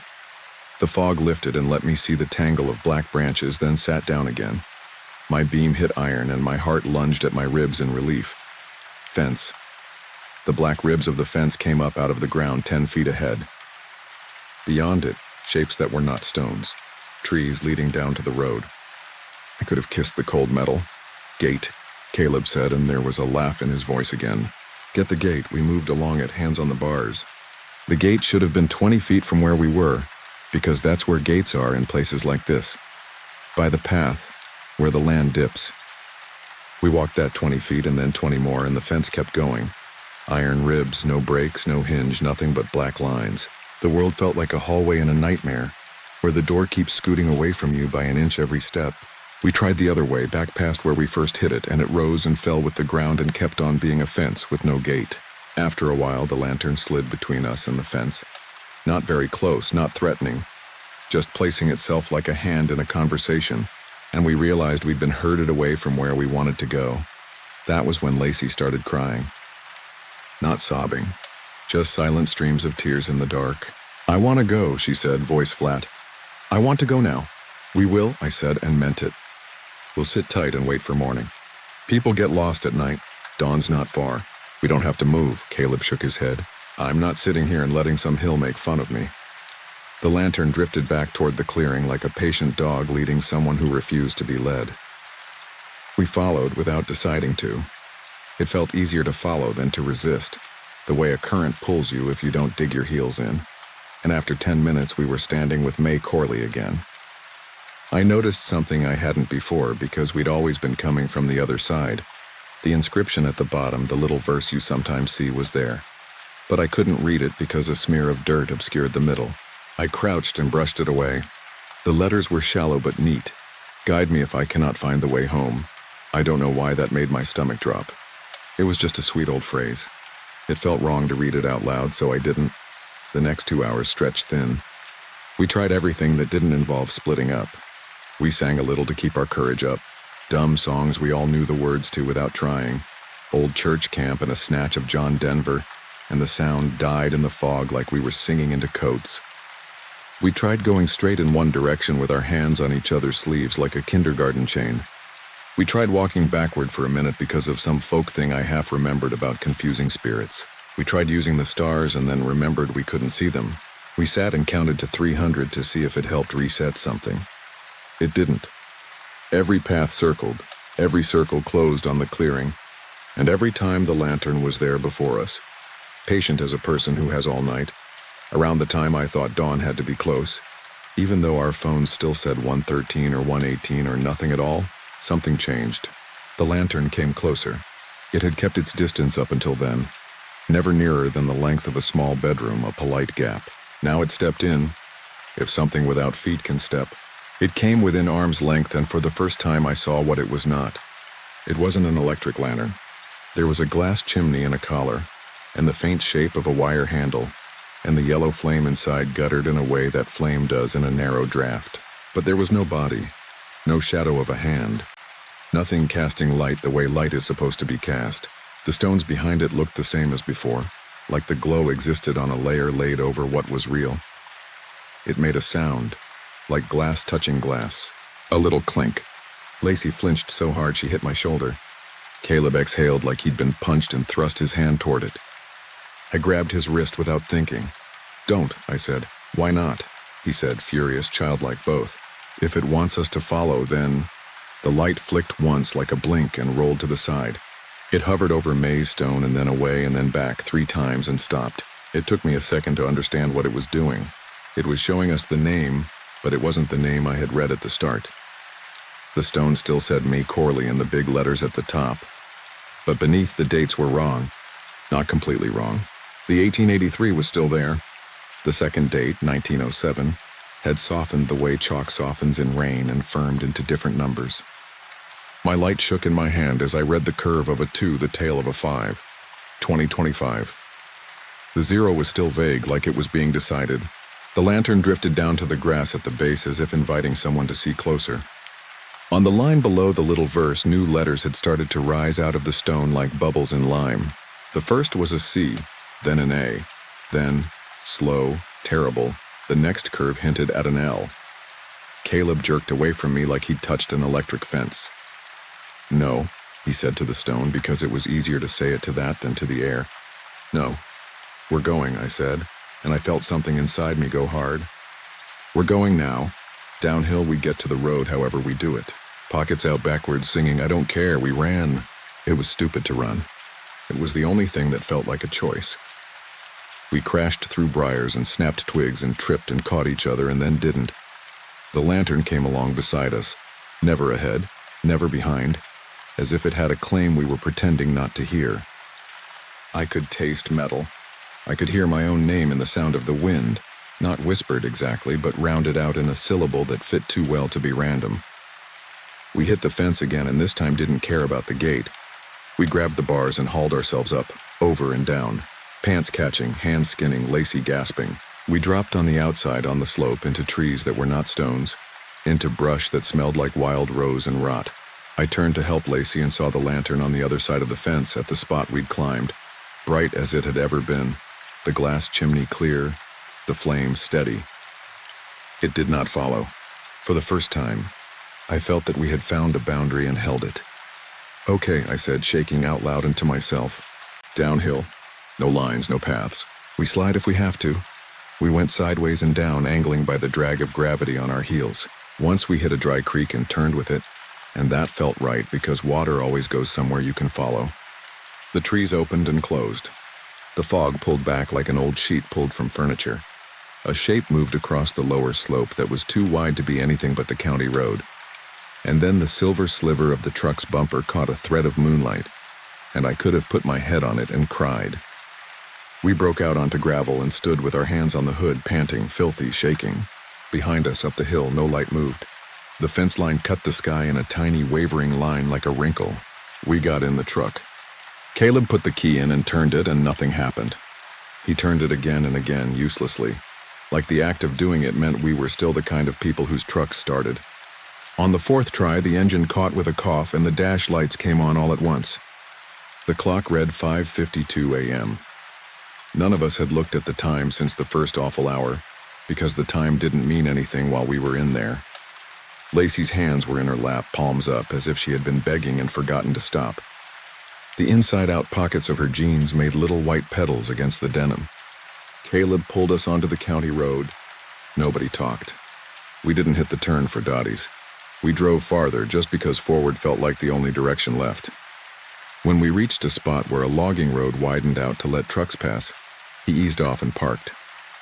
We sat there while the eastern sky turned the color of a bruise fading, and then of a cheap nickel, and then of nothing at all as day broke. Birds started. Somewhere down the valley a rooster crowed, small and tinny. Lacey coughed and laughed at the same time in a way that was not a laugh. "We're okay," I said, and knew I sounded like someone on the phone to a dispatcher. "We're okay." Caleb nodded once, but his jaw was clenched. He wiped his face with the back of his hand the way he used to when he cut himself shaving. "I'm going back," he said. "When it's light, I'm going back up to see that was all tricks." "No, you're not," Lacey said low. "I have to," he said. "I have to see if that—" He didn't finish. He didn't have to. We all saw those letters. We all saw the year decide itself as if someone were carving it with a very small knife from the inside. We did go back, but not that day. We slept through the morning in the truck. And when we woke, we drove to the sheriff's office to do the responsible thing. To say we might have done something dumb and would someone with a badge please tell us it was just fog and hills. Deputy Harlan listened without smirking, which made it worse. He was a big man with a kind face that had seen more wrecks than he should have. He took notes and didn't write much on the page. "You're not the first," he said when we ran down. "Township put that sign up 10 years ago when kids started bringing beer out there and posting videos. We go up sometimes and look after storms to make sure no stones fell. It's just a hillside. You get turned around. It happens. You ever see a light?" I asked. He considered and then didn't answer that. "You're not in any trouble. Don't go back at night. That fence is old, you could cut yourself bad. That's all I've got." We asked for the caretaker's name and went to see him, because we wanted someone older to tell us something else. He was a small man with tendons like cables in his neck, and a shirt ironed harder than church. He kept the key to a maintenance shed full of plastic flowers and a push mower with a belt that squealed. He listened to us the way you listen to rain in the next room, politely, not changing expression. When we finished, he walked us up in full daylight. Through the gate, I'd unlooped the chain on around the stones, his boots leaving small, confident marks. The clearing with the 4 stones was just a clearing. The lantern was not there. The little verse said, "Guide me if I cannot find the way home," and the dates on the stone said 1883, 1907. Crisp, firm, untroubled. At the base of the stone, half hidden by moss, was a scrap of gray shoelace, frayed like it had been chewed. My stomach went cold. I pulled up the leg of my jeans and stared at the bow on my boot. Both laces were there, tight. "I don't own gray laces." "That one?" the caretaker asked, seeing where I was looking. "People leave all sorts of whatnots, coins, hair ties. I throw away what looks nasty once a month." "What do the lights mean?" Lacey asked. She wasn't playing anymore. Her voice had a new edge I'd never heard, a sharpness like something was cutting her from the inside. The caretaker lifted one shoulder. "Could be someone taking a walk with a lantern like they used to. Could be somebody on the county road and you only think you saw it among the stones. Could be a trick. Some folks need to get lost to know where they are when they're home again. Don't follow signs that ain't meant for you." He locked the shed and told us to have a good day. That was all. I've been back in the city since, trying to wear off the feeling of turning a corner in a grocery store and finding the same aisle I just walked. The night after I got home, I woke at 1:13, and the clock ticked to 1:14 only after I watched it long enough to feel a little sick. Lacey says her phone sometimes buzzes with a voicemail notification, but there's no new message. When she checks her saved messages, there's one from an unknown number she didn't notice before. We listened to it together over speaker. It's just wind and a small clink of glass once, like someone tapping the rim of a jar with a fingernail. At the end, there's a breath that might be a word if you want it to be. It doesn't sound like any of us. She deleted it, and it came back 2 days later in the same slot. Caleb hasn't said much. He texts me at odd hours with 1 or 2 words, "You up or hear it?" He's always been stubborn, and I worry that stubbornness is now pointing at the worst possible place. He says he sees headlights slow near the turn for Old Hollow, and then speed up like someone changed their mind. He says sometimes when he walks the dog behind his apartment, the dog stops and looks up the hill and whines at nothing. He says he keeps thinking about the curve of that letter, how a C can be a G if you lean on it. I told myself that writing this down would be like tying a hoodie string to a cedar, a mark so I can know where I've been. Maybe it's that, or maybe it's a different kind of string someone else can pick up and follow. I don't want you to go up there, and I don't want to be the reason you do. But if you ever find yourself on a ridge road in West Virginia past midnight, and you see a round light moving in a place where it shouldn't be, don't do what we did. Don't let your feet decide for you. Don't trust the parts of your brain that think everything with a steady shape wants to help you. Keep your pockets turned out. Keep your hands off the fence unless you mean to leave. And if you find yourself in a small clearing with 4 stones and a name you don't know and a verse asking for a way home, don't read what's written beneath. That hill isn't wrong. It's something else. It doesn't care where you think you're going. It brings you back to the same place until you belong there. Some nights, this part I haven't told anyone, I wake to the idea of a room made of iron bars that runs in a circle. I don't dream I'm inside it. I dream I'm standing outside, holding a light steady for someone inside to follow. The flame makes a sound when it moves, a little ring against the glass. In the dream, I want to lower the lantern and set it on the ground, to give my arm a rest, but the light doesn't weigh anything. Not really. It only asks me to stay as long as it takes. When I finally blow it out, I can still see, which is the worst of it because I know I shouldn't be able to. I lie there in the dark, hearing wind, thinking of May Corley and a date on stone that looks solid until it didn't. If I go back, and I won't, I say that like a prayer. I'll go in daylight with people who don't let their curiosity talk them into circles. If I go back and stand at that grave again, I'll leave something small as proof I did it. A coin, a safety pin, a piece of string. And if I see any sort of light where it shouldn't be, I'll walk the other way, whether or not there's a path. I'll keep walking until I hear trucks on the county road and a rooster down in the hollow. Because those are the only lights and voices I trust up there. The kind you know are attached to something that belongs to you.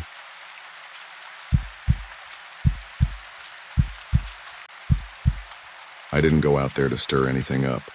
I went because my dad kept a folded map in the back of his sock drawer, and after he died last winter, my sister and I had to clear out his apartment.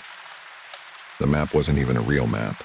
It was butcher paper with pencil lines, the kind of thing you draw at a kitchen table, tracing memory more than roads. He'd written the words Galilee Ridge across a ridge line that probably had a less biblical name on any real survey. Under it, in his slanted handwriting, he'd put family plot, and drawn a little rectangle with 3 X's inside and 2 names I recognized from stories he used to tell when he was half a beer in. Great-grandfather Thomas, great-grandmother Irene. In the margin, the word son, and then a scratched-out space as if he'd almost written his own name and changed his mind. He had never taken us there. It was one of those things he talked around, like the years he spent following construction jobs and the fight with his own father that sent him to California in the first place. He'd say, "One day I'll show you where our people are," then change the subject. After the funeral, my sister Leah said we ought to take his ashes somewhere that mattered. She meant spreading them in the ocean like in the movies. I couldn't picture him out there. He hated the cold.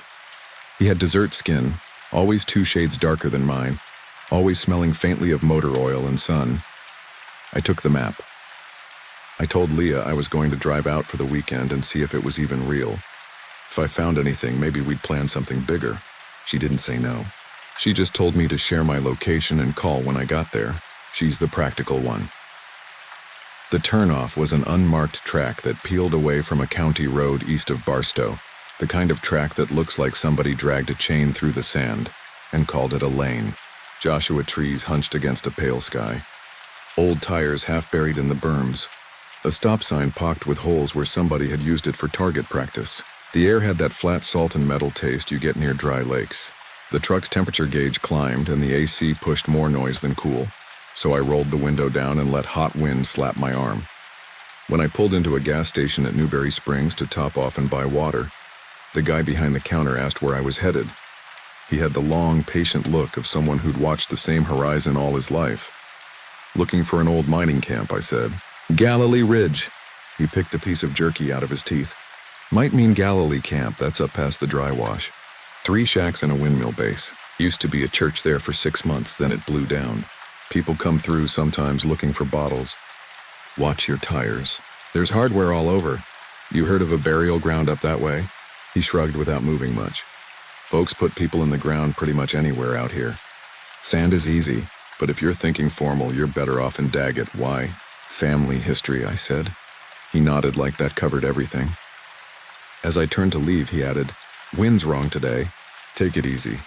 The wind was what I noticed most. It was a hard, steady push, not a gust, and it carried a fine grit that got inside my ears, my cuffs, under my tongue. The track ran along the base of a low ridge striped with old tailings like chalk scars. Rust-colored cans blinked in the scrub. Sun glared off a broken bottleneck and flashed like a signal. I compared the map to the land twice and still overshot the turn. Then had to back up a 1/4 mile because there wasn't anywhere else to turn around except the desert itself. Galilee Camp, if that's what it was, sat on a slight rise above a dry wash. 2 shacks leaned into each other like drunks, their plank walls peeled like old paint. The 3rd shack was just a floor and half a wall, with a stovepipe rising from nothing, talking to no one. A few yards beyond them, behind a string of wire fenced on rotting posts, sat a rectangle of ground flattened and swept clear. There wasn't much to look at. The wire might have kept coyotes out once, or kids. A few rocks had been arranged into borders. In the middle stood a low cross of rebar set in concrete, and on either side of it, 2 rough pieces of wood where names had been carved and half lost to weather. Yellow plastic flowers bleached to bone lay against one. There were no headstones, nothing polished or official, but the names were there, Thomas Irene, just like on my dad's map. The last name was ours. I parked and just sat for a minute. I don't know what I expected. Maybe some feeling of arrival, some click inside me that said this was the right place. All I felt was a rush of heat when I opened the door and a punch of quiet. No traffic hum, no electricity hiss, just wind and under it, a kind of whispering from the creosote when the branches rubbed together. I called Leah. "It's real," I said, and my voice sounded too loud in that open place. "I'm standing where they are." She sucked in a breath. "Is it awful?" "It's plain. It's them. There's a cross. And our name. It's not a cemetery, not like with lawn and sprinklers. It's just ground that someone cared about once. Take pictures," she said. "We'll show Mom. I wish Dad, you know." "Yeah," I said. "I know." I took pictures. I walked the little fenced rectangle slow, like I was in someone's living room and didn't want to scuff the floor. The sand inside the wire had been swept at some point. I could see the faint arcs of a broom or a branch, long overlapping strokes. Between the two wooden markers in the flattest part, the sand held footprints, not many and not deep, like somebody had stood there and shifted their weight a few times. I stepped around them without thinking. For a second, I thought my eyes were playing with me. Right there between Thomas and Irene, in the space like a narrow aisle, something darkened the sand. Lines that didn't match the broom marks. I crouched. My own shadow fell across it, and I blocked it with my hand to see better. Letters. My full name, first and last, written in the thin, clean strokes you get when you draw with a fingertip in just damp dust. It looked fresh. It looked like the way kids write on dirty car windows in parking lots. Below my name, where you'd put a date on a grave, there was an underline and nothing else. I stood up so fast my knee cracked. I looked around. There was no one. The truck ticked as metal cooled in the wind. Out by the wash, two blackbirds lifted like paper and went. I told myself someone else could share my name. It isn't rare. I told myself a cousin had come out here years ago and done this as a joke, and the wind had kept it somehow, like the way it preserves animal tracks under the lee of a rock. None of that fit what I was seeing. The strokes had little mounds at their edges where dust had pushed up and fallen. When I brushed a fingertip across the first letter, the dust moved against my skin and smudged the line the way any fresh mark would. I wiped my name away fast, like I was rubbing a bad memory off a whiteboard. I made broad sweeps with my palm, then used both hands until the surface was smooth again, and the only lines were the old arcs of the broom. When I leaned back on my heels to catch my breath, the writing was there again. Not written in surface dust this time, but scored, like someone had taken the point of a nail and dragged it through the top crust. The lines were the width of a pencil. They cast shadows. The letters were exact, the way my own name looks spelled out on legal papers. Beneath it, the underline had been turned into a shallow trench waiting for whatever would go in that space. I said out loud, "No." The wind had its own voice, as if it went around me rather than through me. It made the wire sing. I took a step back, expecting the writing to blur with distance to turn into any set of lines on a flat surface. It didn't. My name was there. I didn't want to say it in that place, not out loud, as if saying it would make it more real than it was. I moved to the rebar cross and gripped it. It was solid, set in a coffee can of concrete sunk into the ground. Heat came off it. I looked for cameras, for recent footprints, for any sign that I wasn't just a person alone in a dead camp with a trick of vision. Around the edges of the fenced plot, the sand bore the marks of small animals, paired dots from something that hopped, a drag from a lizard tail, no boot prints except mine, and I could see my tread clearly where I'd approached from the gate. The only other marks inside the fence were those arcs, and now the letters again in the center. I called Leah back. "What's wrong?" she said immediately. "You won't believe me. Try me. I found our great-grandparents. Their names, anyway. Between them in the sand, my name is written. Like graffiti? Like written. By who? I don't know." I realized I was whispering and forced my voice up. I wiped it away and it's back, carved in. "It's the exact way I sign things." She didn't laugh. She didn't tell me to get out of there, which is what I wanted someone to say so I could blame them for what I did next. She said I'd take a picture. Send it. I did. I sent 3. One wide so she could see the context, one close. One so close you could see the little crumbs of crust pushed up from the trench under the underline. While I waited for the dots to stop blinking, I walked the fence. On the far side, tucked under a bent post where the shadow would have been if the sun wasn't directly overhead, I found a little stack of rocks like an altar, and under that a metal tin the size of a tobacco can. Inside were old pennies and 2 folded papers and a dried flower stem. The paper was brittle and soft at the same time, rubbed thin by years of being taken out and put back. One sheet was a list of names in old pencil that had smudged so badly I could only make out a few letters. The other was a different hand in ballpoint. When we come, we sweep. When we go, we leave our name that the wind will know us. For those who left with no stone, we write them here. It was dated 1979, no signature. Leah texted me, "That is not funny." I called her again because I didn't want the lag of text or the way printed words look permanent. "I'm not doing this," I said. "There's nobody here." She was quiet for a long beat. "Maybe it's for someone else who had your same name." "It's my middle initial," I said. "It's everything. It's mine. Come back," she said. "Just come back, I wanted to." The truck was right there.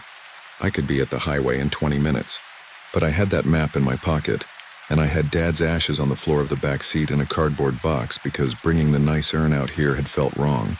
Leaving without doing anything felt like giving up on something I don't know that we ever really had. I told Leah I'd be careful and I'd call from town.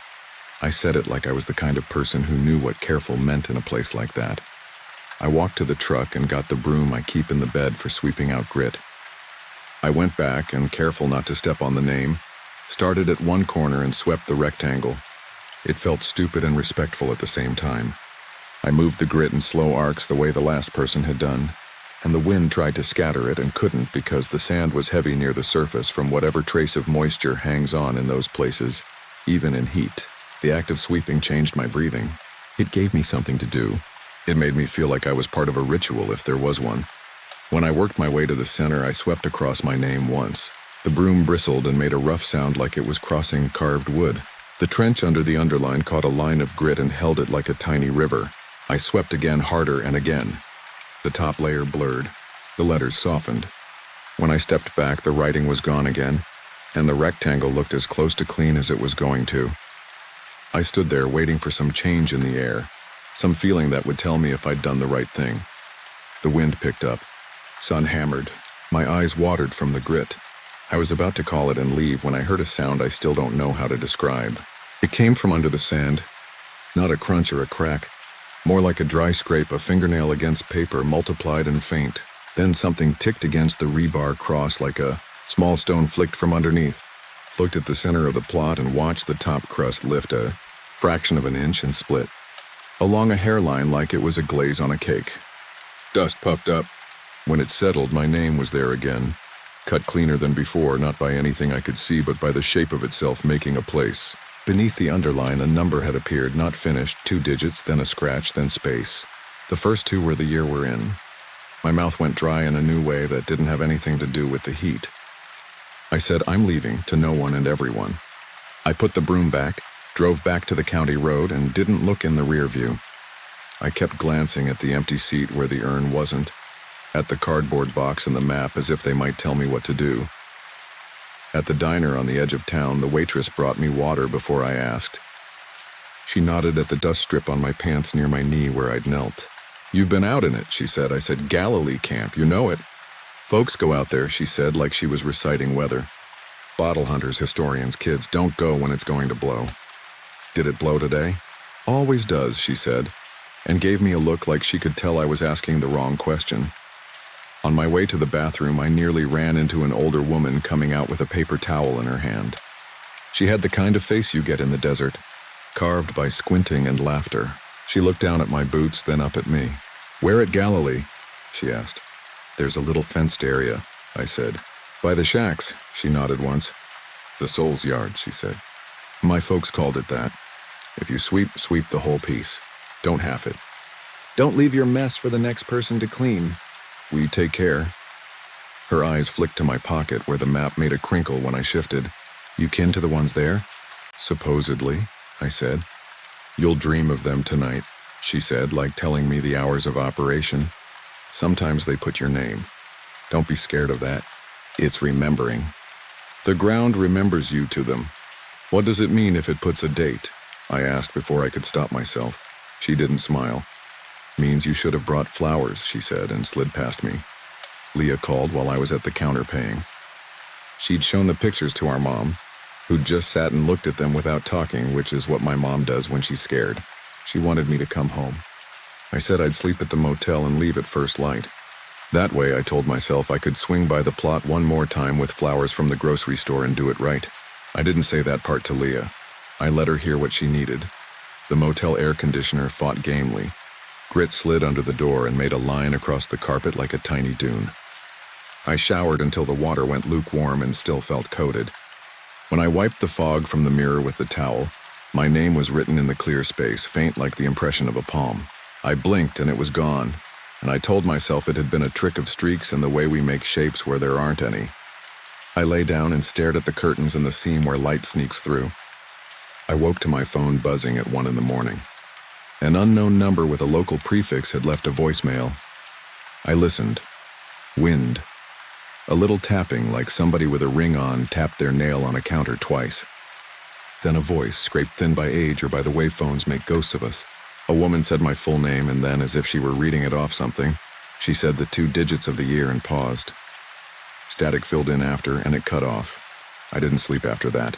I drove back before dawn with the headlights catching the reflective eyes of something low that darted off. The road in was worse in the dark. The whole desert looked like it was holding its breath waiting for the sun. I told myself I was going to put Flowers by Thomas and Irene and then put a rock over the center so the wind couldn't play its tricks. I told myself the phone call had been the woman from the diner being old and strange, and that people out here messed with each other for entertainment. I told myself everything that would keep my hands from shaking on the wheel. There was another truck by the shacks. A county unit with the badge on the door faded to its outline. A man in a tan shirt leaned against it sipping gas station coffee from one of those tall waxy cups. He watched me come in like he watched everybody, calm and ready. "Morning," he said when I got out. He looked at my bumper, then at my face like he had a list in his head and was checking boxes. "You the one who called about someone messing with the graves?" "I didn't call," I said. Then I remembered Leah, and I pictured her Googling the county number in the middle of the night. "My sister might have," he nodded. "Deputy Torres," he said. "We come out sometimes because folks dig for copper and brass. They pry out anything that shines. We try to keep it respectful." "I didn't touch anything," I said too fast. He half smiled. "People get defensive with the law even when they're clean. Want to walk it?" he asked. We went in together. The fence wire thrummed in the morning wind. Torres went to a knee just outside the rectangle and took off his sunglasses. He tapped the frame of them against his lip and squinted. "Someone swept," he said. "Me," I said. I thought, it looked like that's what people do. "That's what people do," he agreed. He pointed with the glasses. "And there's your reason for getting spooked?" There were tire tracks in the sand outside the fence that hadn't been there the day before. Skinny ones like a dirt bike. A patch of disturbed ground like a dog had pawed it. Boot prints stamped clean near the gate with a circular logo in the heel. Torres walked the fence slow. He knelt and sniffed and did a thing with his fingers in the sand like he could read it. He pointed to the track. "Two-stroke," he said. "Kids, they come out and drink. They love other people's memories. You should see them in Daggett. I'll leave a note for the ranger to swing by this way after school lets out." I moved to the center, feeling stupid for the way my heart hammered. The sand was smooth as if my sweeping had taken everything of the previous day with it. I told myself I'd imagine the scratch, the lift of crust. I told myself the night had reset everything. Then I saw the line of darker sand under the rebar cross and followed it with my eyes to the middle. My name was there. Not written, not carved, but cast. Like a mold had been pressed down and the sand had taken the shape of letters with edges crisp enough to catch the dawn light. Beneath it, the underline held the first 2 digits of the year and then, where the last 2 should go, a faint ripple like a wave frozen under glass. Torres followed my gaze. He stood next to me, hands on his hips, and tilted his head. He said my name out loud, sounding it out. "That you?" he asked, as if there were a chance I'd say no. "It is," I said. "You do that yesterday?" he asked. I shook my head. I tried to wipe it. "It keeps coming back." Saying it made me feel like a child explaining to a teacher that the rules were wrong. He crouched. He reached out as if to touch a letter and then didn't. "You from here?" he asked. "LA," I said. "My dad was from out this way. He used to talk about this place." "People leave their names," Torres said. He was talking to the air or to the ground. They write names of folks who should have stones. "People die at the margin. It's a way to say somebody knew them." "What if the ground writes back?" I asked. He didn't answer. He stood and looked past me at the shacks. The wind pushed his shirt and made a flap at the hem. He said, "My Tia Ruth calls this kind of thing a taking of attendance." Then he added, because maybe he saw my face, "It doesn't mean what you think. It means the place knows you touched it. Like when you walk into a room and everybody looks up." He pointed at the underline. "Dates or people. Somebody added those." The underline wasn't cut until the second time, I said, and then realized how it sounded and shut up. He studied the ground again, and then something in his posture changed. Like a tiny notch inside him shifted. "You step back from there," he said, calm and not calm at once. I did. There was no dramatic sign, just a settling. The tiniest drop, like the air lost a half-pound of pressure. The crust of the sand flexed and then split along the underline. Not much. Enough to see a thin blackness open and close like a dry mouth. Torres put a hand on my shoulder and moved me farther back. We heard the bike before we saw it, whine rising as it crested the far side of the wash. A kid in a white helmet gunned through, then killed the engine when he saw the county truck and tried to coast past as if that would make him invisible. Torres didn't move. The kid sighed and turned in a circle and came back sheepish. He lifted his goggles, and he could have been any teen anywhere in America. Eyes bright, skin raw from sun, the look of someone perpetually caught between wanting to be invisible and wanting to be noticed. "Morning," Torres said. He didn't ask questions right away. He asked the kid about gas and homework and if his mom still worked at the laundromat. The kid relaxed under the attention, then tensed again when Torres asked whether he'd been out here last night. "Just riding," the kid said. His eyes flicked to me, then to the ground inside the fence. "We didn't mess with their place. My friend, he said the sand writes names. He said it like people say things they don't believe but want to." "You see it right?" Torres asked. The kid shook his head. "It was there. I didn't touch.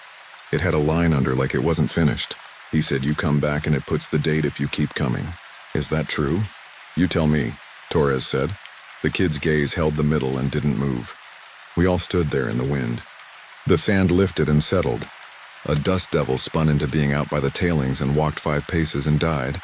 I don't know why I stepped forward again. It felt wrong to let my name sit there like an invitation nobody answered.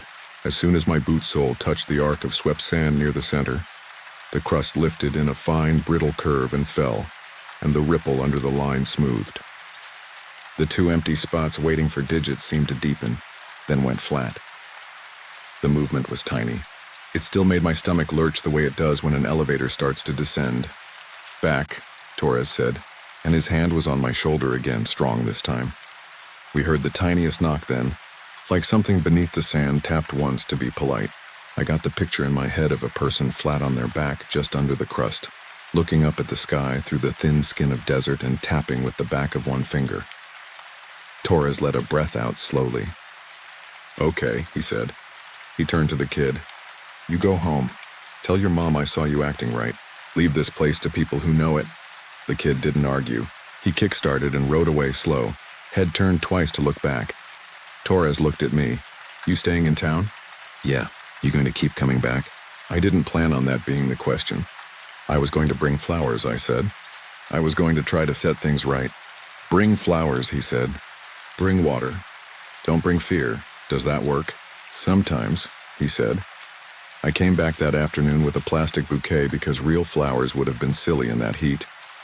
I brought a gallon of water and poured it slow at the bases of the creosote, and watched it sink into the ground as if the earth had been thirsty for years. I swept again. I didn't touch the center. I put pennies from the tin by the rebar cross and said my great-grandparents' names out loud, and then my dad's, because I couldn't come this far and not. The wind had dropped. The place felt still in the way the desert only gets for a minute, like a held breath. I told the ground I wasn't staying. I told it I had to go back to a life with rent and traffic and an apartment that smelled like other people cooking. I said I'd come back with Leah. I said it like a promise, not to bind myself to it, but so someone would hear me. On the way to the truck, I felt the urge to look back one more time. I don't know why.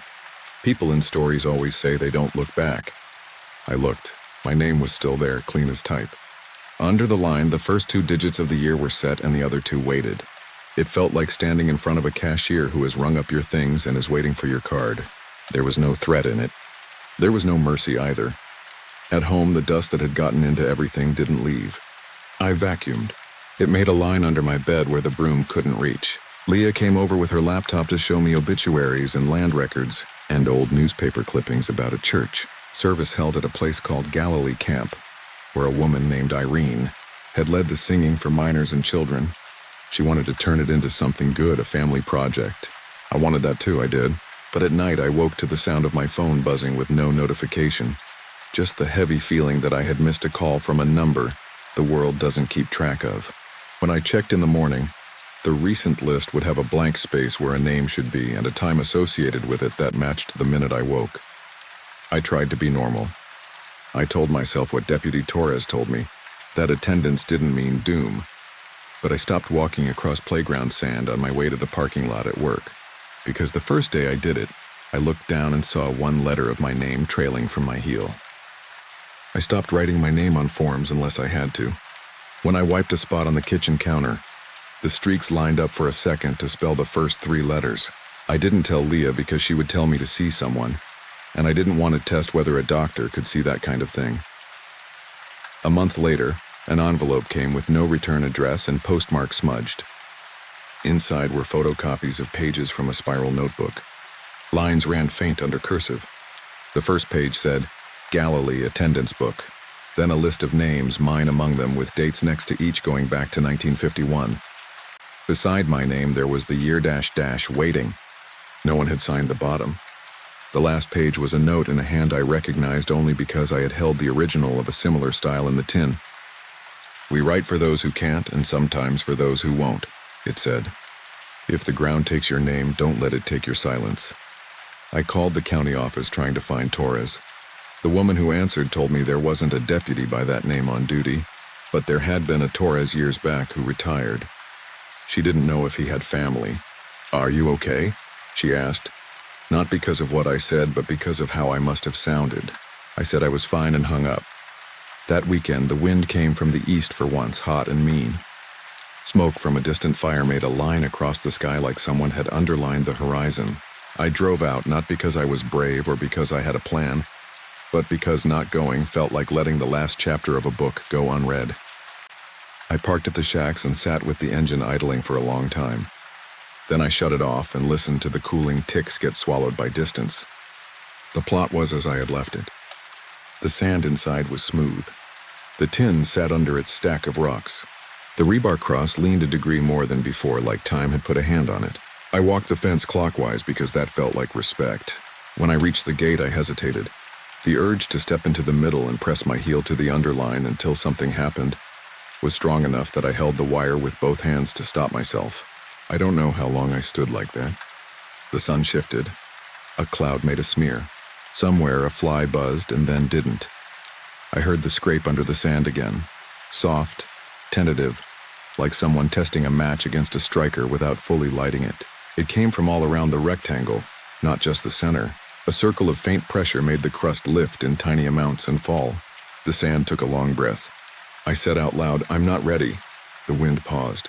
In that exact pause, as clean as a new sentence, the last 2 digits of the year pressed into the underline. It happened with the smallest sound, like a letter being typed at the end of a thought. They sat there, not deep, not shallow, just present, and I felt as if my ears popped in an airplane. I didn't run. I didn't throw up. I didn't do any of the dramatic things that would make this a different kind of story. I took 3 careful steps backward until the wire gate pressed against my thigh.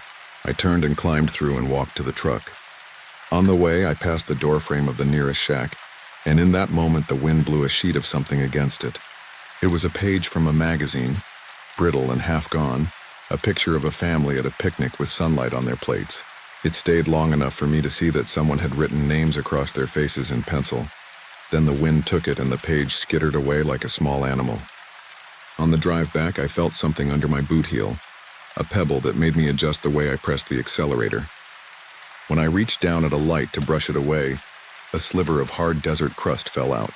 the kind that forms when a thin, wet layer dries. It had a single line across it, the tail of a letter. It broke when it hit the floor mat and turned to powder. I told Leah everything a week later because keeping it felt like lying. She cried and then got mad and then hugged me in that fierce way she has. She made me promise not to go back. I promised and meant it in the moment you mean a thing because it makes someone you love breathe easier. At night I dreamed of a room full of people with their backs turned and a clerk at a desk saying names, and every time he said one, another person turned and nodded and took a seat. When he said mine, I woke. This could be the part where I say the ground opened and hands reached and I barely got away. It didn't. The desert is patient. It doesn't need theatrics. The only blood I saw was from a scraped knuckle when I carried groceries upstairs and slipped. I held a paper towel to it and watched my name form in the smear across my palm and then blur when I washed. I laughed then, a short, ugly sound that surprised me.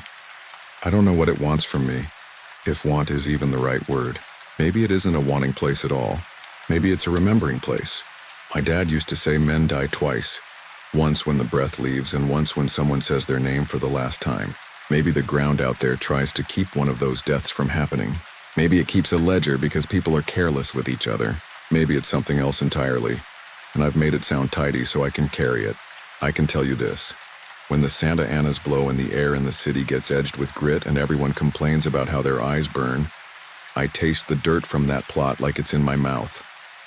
I feel the weight of my name not on me like a burden but next to me like a shadow. I don't step in sandboxes. I don't write my name in birthday cards. I sign work emails with just the initial. There's a jar of pennies on my kitchen counter now, tarnished and sticky from the desert. I tell myself that when I'm an old man, I'll drive back out and sweep for whoever comes after me, because that seems to be the only way any of us make it make sense. I tell myself I'll put a rock on that underline so the wind can't push the last two digits any deeper than they already are. I tell myself a lot of things. The truth is I will probably go back before that. Not because I want to, but because some places you touch once and they touch you back, and that's the deal. When I close my eyes, I can see the smooth flat of that small rectangle of sand held against the chaos of the rest of the world. It looks cleaner than is possible in a place like that. It looks set like a page before the first word. And in the center, between two names I know I belong to, mine sits where anyone walking through could see it. The wind comes and goes, and the birds lift off and return. And when the wind dies, you can hear the quiet the ground makes remembering. It says our names, and then it says them again, just a little deeper.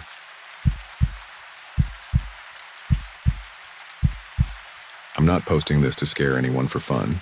I just need to put it somewhere that makes sense to people who don't live here. Because when you tell a story like this in person in the hill country, folks either nod like it's old news or they get real quiet and change the subject. I want someone who doesn't know our roads and our rock and our hard bright stars to hear me and say, yeah, I can see that happening. Because it did. It was late June, the kind of heat that sticks to you even after the sun goes down. I'd driven out from San Antonio to help my cousin Danny move some boxes into her new rental near Blanco. She'd landed a job at a winery off Highway 281 and needed to be in by Monday. My buddy Joel tagged along because he'd never turned down a night drive through the hill country. And he's the sort of guy who thinks every back road hides the world's best taco stand or a ghost. He had a little Zoom recorder he kept in his glove compartment for collecting weird sounds for his music projects. He called it fieldwork, which sounded fancier than it was. Mostly he recorded wind and insects and the occasional train horn and layered it under his beats. We were sweaty and irritable and a little high on too much gas station coffee when Danny mentioned the chapel ruins. We'd just strapped the last box of cookbooks with a ratchet strap in the back of her SUV, and she was flopped on the tailgate scrolling her phone. There's this cemetery out on a county road, she said. The old chapel fell in back in the 50s, and people still hear a kid laughing there at night. Like a child in your chest. That's what it says. In your chest, I asked. Like indigestion? No, Danny said. Like it climbs in. People write about it like it vibrates through their ribs. Joel perked up. That's infrasound or some resonance thing. Or a nightbird. A whippoorwill will mess you up if you don't know the call. He said it with that upbeat skepticism that's almost an invitation. Danny shoved her phone at him. Open on her screen was a forum thread with blurry pictures of low limestone walls and a toppled bell. The location was described in the way locals share secrets while pretending not to. A left-off FM 473, past a cattle guard, look for the live oaks that lean like old men. Take the Caliche Road. The comments were split between teens daring each other and a couple of older users who said to leave it be. One of them, a woman with a profile pic of a cactus in bloom, wrote, "Don't go past the old foundation. That laugh gets in you and it doesn't want to leave." Joel grinned and tapped the recorder in his pocket like a gunslinger patting a revolver. "I could use a new texture for the intro track." Kid laugh under cicadas. "That's eerie gold." Danny made a face. "It's not funny, man. I didn't say funny. I said music. I should have insisted on showers and sleep. But it was a dark, clear night with the Milky Way like spilled salt across the sky. And there was a crackling energy you only get on Texas back roads in summer, when the heat hasn't decided to give you a break yet. We were already awake. Our hands were gritty with dust. It felt like we were owed a little adventure for all the sweating and lifting. We topped off the tank at a Chevron where the clerk had a twang that could slice brisket. When Danny asked for directions to the county road by name, the clerk didn't blink. "You don't want that," she said. She was younger than me, but had that settled look people get when they've quit trying to leave. "Gate's not locked, but it should be." "We're not going to do anything dumb," Danny said. "Just want to see it." "You'll see it from the fence, same as you'll see it from inside," the clerk said. And then she leaned a little and looked over the counter at our dusty knees and shoes like a mom. "Don't step on the slab. That's where it lives. People don't listen. Then they come in here and ask me for ice water and breathe like their shirt's too tight, and they don't laugh right for a while. Like there's a shadow to it. Milk in their laugh." I remembered that phrase later. Milk in their laugh. At the time, I just thought she was mixing metaphors. We bought water and a king-size Kit Kat to split and promised to be respectful. She gave us a look that said promises are cheap and watched us leave through the glass. FM 473 slides you through hills and limestone cuts that glow pale even at night. We killed the radio and let the cicadas take over. The heat rose off the blacktop like the road was breathing. When we crossed a narrow bridge where a dry creek shouldered through cypress, Joel said, "That's a perfect reverb chamber down there. You could read a grocery list and sound like a prophet."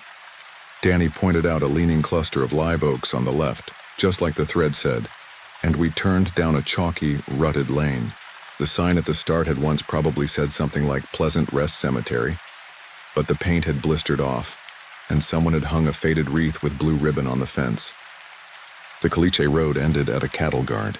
Beyond it, another stretch of fence, a gate that looked like it had been welded by someone who didn't trust the world, and then rows of stones under a scatter of oak.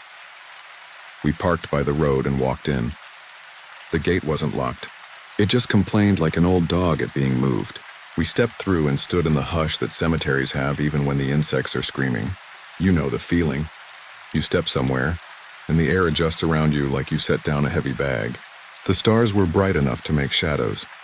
Our headlamps cut tight cones across limestone and old names. The chapel wasn't much at a glance. 4 partial walls, the roof long gone, the bell cracked and half buried in a bed of sedge. You could see where the foundation stones made a low lip, a shallow rectangle of the past.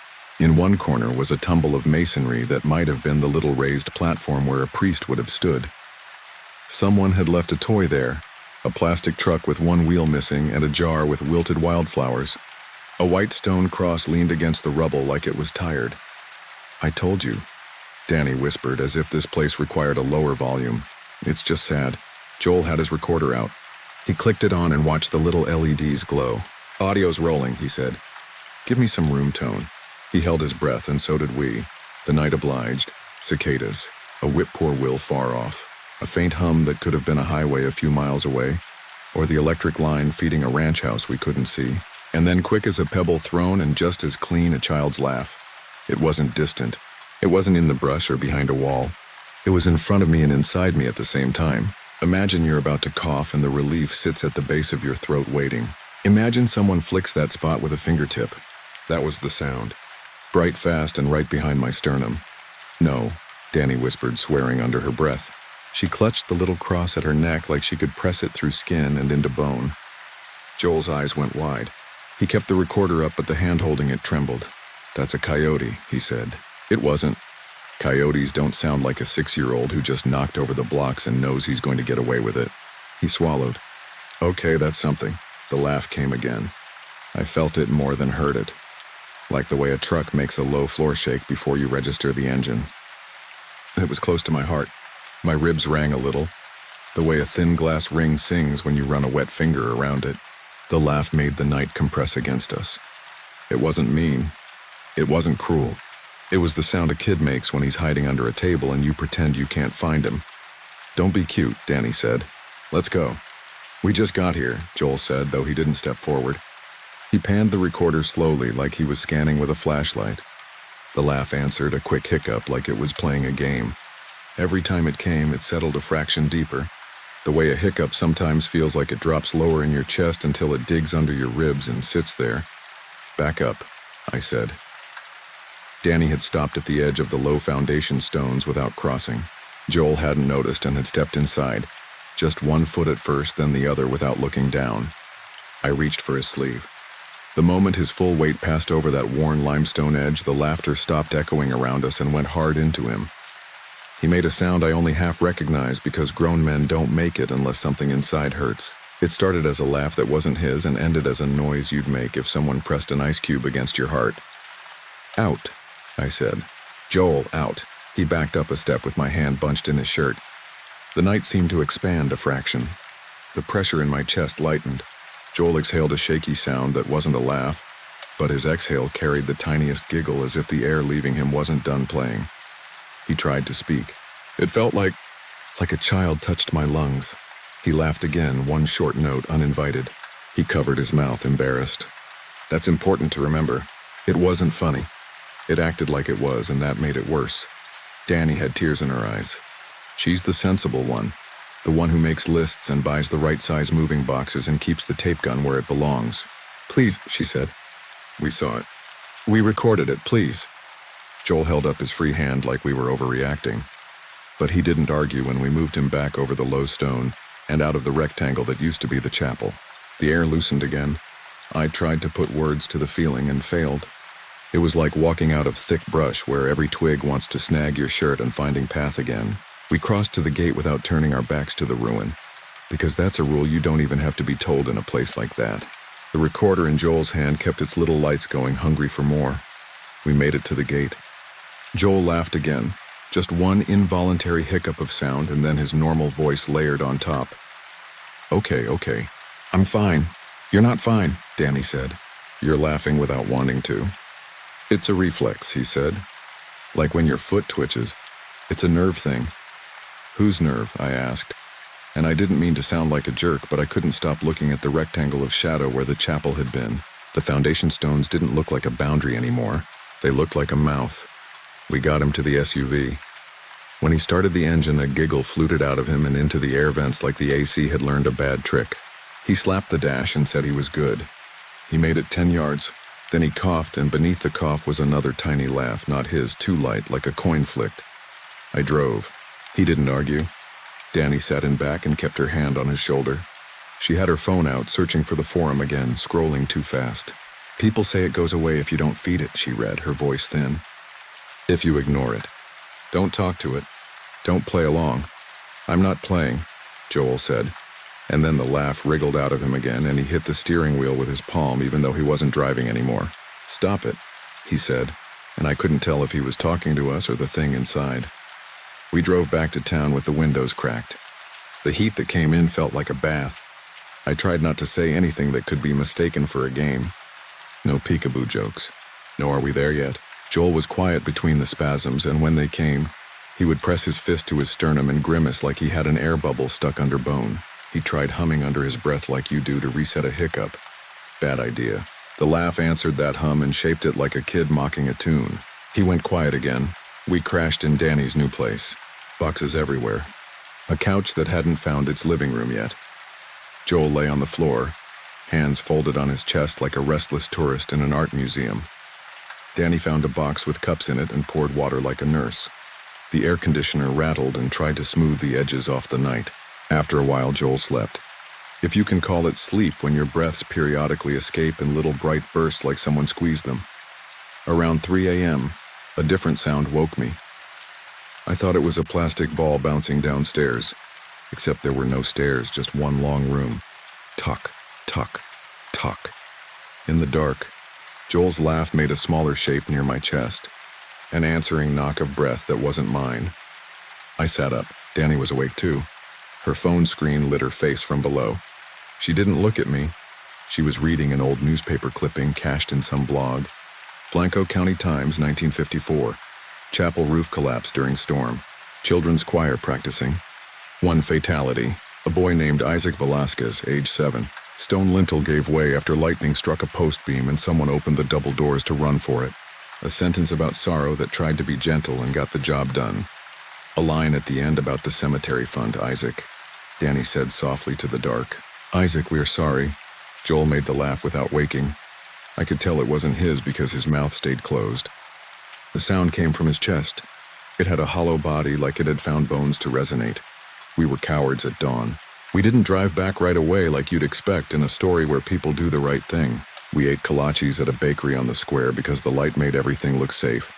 And we convinced ourselves that time and carbohydrates would resolve it. Joel had gotten better as the sun came up. The laughs were farther apart. He talked about going to urgent care to make sure it wasn't a heart thing. He joked a little, carefully, like edging around a sleeping dog. When he laughed for real at something the cashier said, the real laugh had a faint echo following it a half step behind, like a child repeating his teacher under his breath. We finished the boxes. We told ourselves we'd go back to San Antonio and forget it. We were halfway through loading the last duffel when a woman in a straw hat and work gloves walked up the path and said, "You were at San Isidro last night." She didn't say it like a question. She was older than us by a couple of decades, but there was a wiry strength in the way she stood. The hat shadowed her eyes. Dirt smudged her jeans and knees and thighs from actual work. Danny froze with the duffel halfway into the SUV and swallowed. "We just looked," she said. "We didn't touch anything." The woman took off the hat. Her hair was gray and braided tight. She didn't smile. "My name is Rosa Ramirez," she said. "My family looks after that place. Not official. The county doesn't pay us. We just do it because somebody has to." "We're sorry," I said. "Ma'am, we really are." Rosa glanced at Joel. He had gone still like a hunting dog when the birds settle. He hadn't laughed in a few minutes. You could see him waiting. Rosa stepped closer and tilted her head like she was catching a faint sound. "He's got it," she said. "I can hear it when he breathes." Joel tried for a normal look. It came out sheepish and scared. "I'm fine." "You're not," Rosa said, and there was no meanness in it. "But it can be loosened. Not by ignoring it. The more you pretend, the deeper it will sit." The forum said, Danny started, but Rosa flicked her eyes at her and she stopped. "People talk," Rosa said. "We pray and we shovel and we set stones back when boys knock them. We hear things nobody posts about. You stepped across the old threshold. That is the line where it went from the world to the inside. It's not a curse. It's just a place that remembers the shape of sound. That roof came down in a storm and made pockets in the rock. If you know instruments, you know how a hollow body hums. Bones hum too. He took you in because you were warm, and you stood where he learned to sing. He learned to laugh in there. Choir practice every Thursday. That laugh doesn't know it's not supposed to move to a new body. It's not the whole child. It's a piece that never figured out where to sit." "Isaac," Danny said. "Is that his name?" Rosa nodded once. "We called him Cheeto. His mom called him that. She's down the row now. He was a good runner. That's what everyone said after. He would outrun the sun. The day the roof came down, people heard him laugh just before it. It was raining so hard you couldn't see 5 feet. The door swung open because somebody yelled, 'Go,' and the lintel was already cracked. When it fell, the sound it made was like a bell with a voice in it. People in their kitchens 2 miles away felt it and didn't know why they wanted to sit down. Joel made the small laugh then, not because he wanted to. It leaked. Rosa didn't flinch. She reached into her back pocket and pulled out a small paper bag folded at the top. She handed it to him. Inside was a packet of marbles in cloudy glass, the kind you buy in netting at a dollar store for a kid who will lose them under furniture in 10 minutes. "You're going to take him back," she said, "and you will not go past the old altar. You will stand on the step and you will breathe out and you will not speak like it's a game. You will set those marbles where he can see them and you will tell him to run." He liked the sound of glass on stone.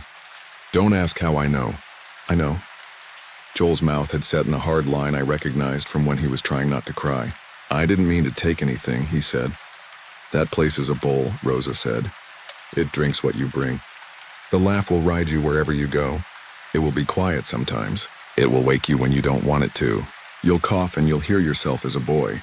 It will choose the moments that make it easiest for it to stay. It doesn't want to leave because your chest is warm. That is its only reason. Danny nodded like a student. We can go now. Sun's not right, Rosa said. Come at dusk. Bring water. Don't bring fear. Fear is another bowl. It was the longest day I can remember. Not in hours, in tightness. You know how when you're waiting for a phone call, you're sure will be bad? Every sound stands out like it's standing on its tiptoes. That was the day. We killed time by putting up Danny's shelves and pretending the little after-laugh following Joel's real jokes wasn't a thing. Once he sneezed and the kid's laugh hitched a ride on the end of it, and he stared at the wall for a long time. He recorded nothing. The recorder stayed in a drawer under a stack of folded dish towels like a gun you don't deserve to hold. We drove back as the sun found the horizon and lit everything gold. In the right light, the hill country looks like God put his hand on it and smoothed it just enough so your eye can rest. We took the same road. The same cattle guard clicked under our tires. Rosa met us at the gate in a different hat. She carried a coil of twine and a length of chalk. She greeted the place the way you do someone who has been difficult to you and always will be, with respect edged by weariness. You were right, she said to no one and everyone, and then to us. We're not here to fight. Don't fight with breath. Breath is faster and it will win. The ruins looked smaller in daylight. The shadow the walls made smelled like old limestone and dirt that never dries. Rosa used the chalk to draw a line across the foundation stones where the threshold had been. This is your edge, she said to Joel. You stand here. Your friend stands to your left and your cousin to your right. I will be behind. If you hear a laugh that isn't yours, don't answer. Don't lower your voice for it. Breathe like you do when you blow on soup. Long through the mouth, not hard. A child will press if you push. We're not pushing. As she spoke, a county truck rolled up the road and stopped at the gate. A deputy got out like he'd been on this errand before. He was middle-aged with a belly that said he liked barbecue, and a face that said he'd seen oil field brawls and church potlucks in equal measure. His nameplate read Flores. He didn't hurry. He took off his hat and rubbed the brim with his thumb. Rosa, he said. Evening, she nodded. Evening, Manny. You got trespassers? No, she said. I got helpers. He looked at us. We probably looked like the type.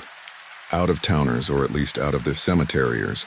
He sighed because the world is full of people who think sorrow is an attraction. Be quick, he said, and he stood by the gate and watched like he was at a parade he hadn't chosen to attend. Joel held the bag of marbles like he was carrying an egg. He stepped onto the chalked line and stopped there. He took a breath like Rosa had said, not a big dramatic one, just a long warm exhale. At first, nothing. The shade worked its way around our ankles. The cicadas tuned themselves one notch higher. In my chest, a ghost feeling that wasn't mine made a small shape like a hand touching glass. Joel breathed again and again. Long, quiet. The fifth exhale came out of him with a tremor. The laugh hopped up like a fish in shallow water. It slapped him once from the inside. He swayed. Danny's hand went to the back of his shirt.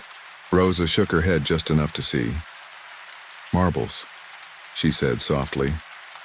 Joel set the net bag on the low stone step that once held the altar. He took the knot in his fingers and worked it loose. His fingers were clumsy. He spilled them. The marbles ticked and clicked over limestone. The sound was trivial and beautiful, glass against old rock, cheerful and small in a place that had mostly heard wind and shoes and prayers. The laugh answered, but not in his chest this time. It came from the corner where the bell lay half buried. It came from the wall where ivy had cut into mortar. It came from my chest in a thin echo and then left like a hand withdrawing. Isaac, Rosa said, not stepping forward, her voice like Sunday. Chito, mijo, mira, marbles, we brought you something to run toward. It wasn't English. It wasn't Spanish.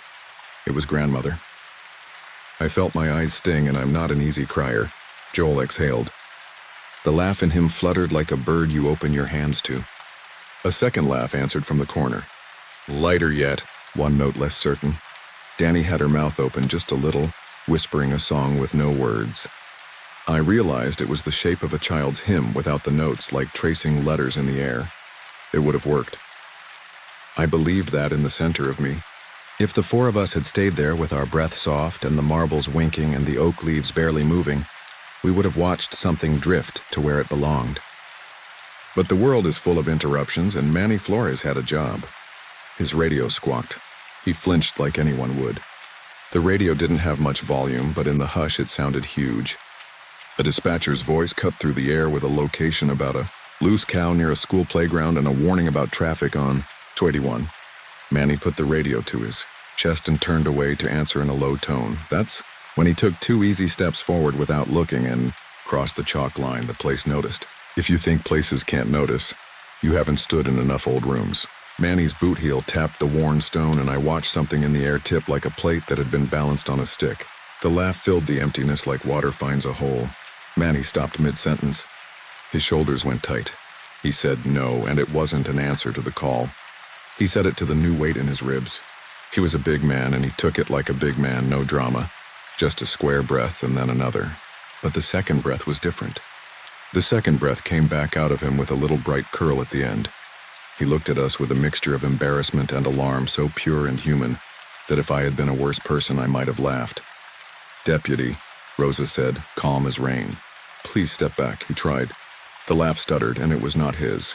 He stepped back to the chalk and the sound followed.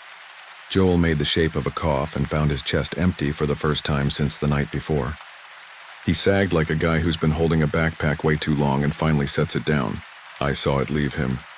I saw his eyes look like his again. I also saw the air around Manny gather its skirts. The radio crackled again, and the child laugh in his chest answered as if it had learned the timing in one try. Manny squeezed the radio and his jaw flexed. "I'm fine," he said into the mic, and the tail of his fine lifted like a string pulled. He thumbed it off and glared at the ruin like it had insulted his mother. Rosa moved then, not to touch him, but to stand closer to him than you'd stand to someone you don't love. "Mijo," she said, and I realized she used the same word for a stranger as for a ghost because that's what a person like her does. "Don't talk into it. It will like the echo. Give it your quiet." She put a hand near his elbow without quite taking hold. I saw how close she was to grabbing him and hauling him back by force. I also saw how that might turn the whole thing into a game. Manny did what good men do when a woman older than them tells them how to behave. He listened. He turned down his volume. He exhaled the way Joel had, long and low. The laugh in his chest rode it like a paper boat. It trembled. It seemed to look around without eyes. You could feel it choosing. It had options now. It could have gone for any of us. It hovered invisible in the space between heart and bone. My own ribs sang once, brief like a fork run along the edge of a glass. It touched me, interested, then slid on. I felt it settle back toward the corner by the bell, like a cat that had hopped to a new lap and decided the old one was warmer. Then something small and ordinary saved us. A grasshopper sprang out of the sedge and landed on the marble nearest the altar step. Its weight made the glass click against the stone, the lightest sound, happy and nothing. The laugh moved toward it. Not to eat it, not to scare it. Just because that's the sound a boy would follow. Manny's breath emptied without that bright hitch. He stared at his own chest like the stranger had stepped out. "Okay," Rosa said, and her voice had a tremor like a woman who has wrestled calves in grief. "Now we breathe.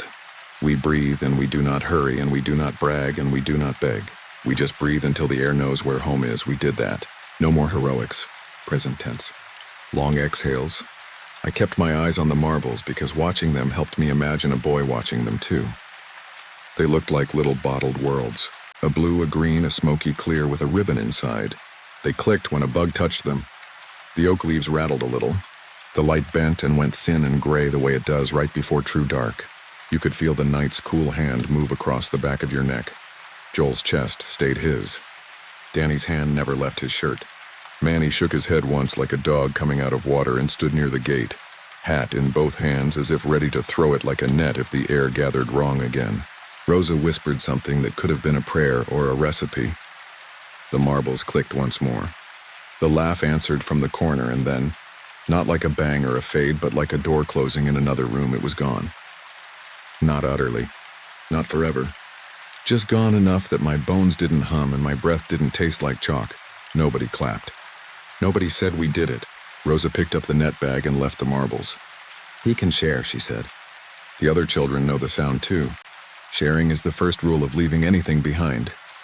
We walked out the gate, a little shaky, like your legs after a long drive. Manny looked like he had something to say and didn't. Sometimes the only way to pay respect to a thing is to not put words on it. He put his hat back on and tipped it to Rosa like a gentleman and to us like we were idiots who had learned something the hard way. If you feel it again, he told Joel, drink water and sing to yourself, but in your head. Don't give it your voice, and don't go back in there thinking you're some kind of doctor. Yes, sir, Joel said. He meant it. We all did. We got in the SUV. Joel put both hands on the wheel like he was in driver's ed. He tested a small laugh on purpose, like you touch a tooth that used to hurt. It came out clean, his own. No shadow at the end of it. Danny started crying then. Not loudly, just those relieved breaths that hitch like you swallowed wrong. I reached back and squeezed her knee. We drove to town. We ate burgers you could taste through your fingers. Joel's recorder stayed off. That should be the end. It would be neat to end it there.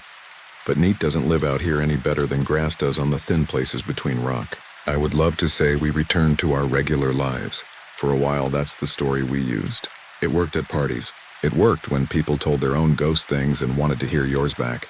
Then on a Wednesday 3 weeks later, I was in a parking lot outside a church in Bourne. I'd taken a wrong turn and was waiting to rejoin the highway. A summer storm boiled up from the west with that fast, violent change our weather can manage. The sky went from white to steel in a minute. The first fat drops hit the windshield and then the rain switched to a sheet.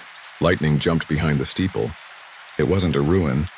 It was a perfectly healthy church. Brown stone, metal roof, the kind of place that hosts chicken spaghetti suppers and marriage classes. On the passenger seat, my phone buzzed. A text from Danny about a new shelf and a picture of a wine stain she was mad at. I reached for it and pulled my hand back to keep both on the wheel. A car in front of me hit the brakes. I stopped short. That would have been the entire memory of that moment, except for the small, clear laugh that touched the center of my chest like a fingertip, then withdrew, shy. I sat there, not breathing for what felt like a minute, and then laughed once on purpose. It came out clean. Nothing followed it. The rain softened. A woman with an umbrella ran across the lot and ducked inside the church. I put the SUV in gear and rolled forward with the slow line of cars searching for light. I didn't tell anyone. Not Rosa, not Danny, not Joel.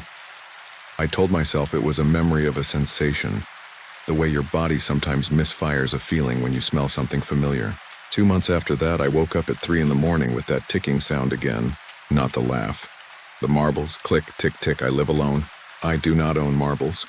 The sound was as soft as a mouse drinking, but it came from my coffee table. I got up, heart thrumming in my throat, and went to the living room. Nothing but a glass on a coaster and a magazine about trucks. The sound happened again. I followed it the way you follow the faint beep of a smoke detector when its battery is low. It came from the hallway where the light from the street slides through blinds and draws lines across the wall. On the floor was a glass marble the size of a nickel, smoky clear with a ribbon inside. You will say I picked it up at the ruins without noticing. You will say it fell out of a kid's pocket and rolled under my shoe at a store. You will say I bought some for my nephew last Christmas and one rode back home with me in the cuff of my jeans.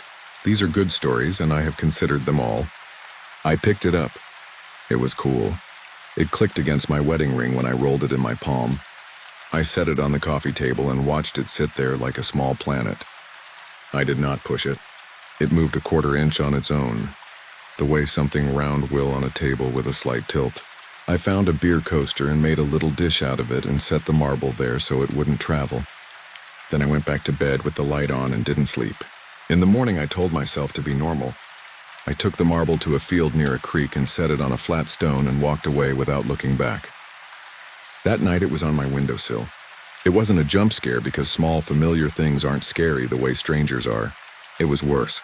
It was intimate. I drove it to Rosa. She didn't ask why I had it. She didn't lecture me about chalk lines I hadn't crossed.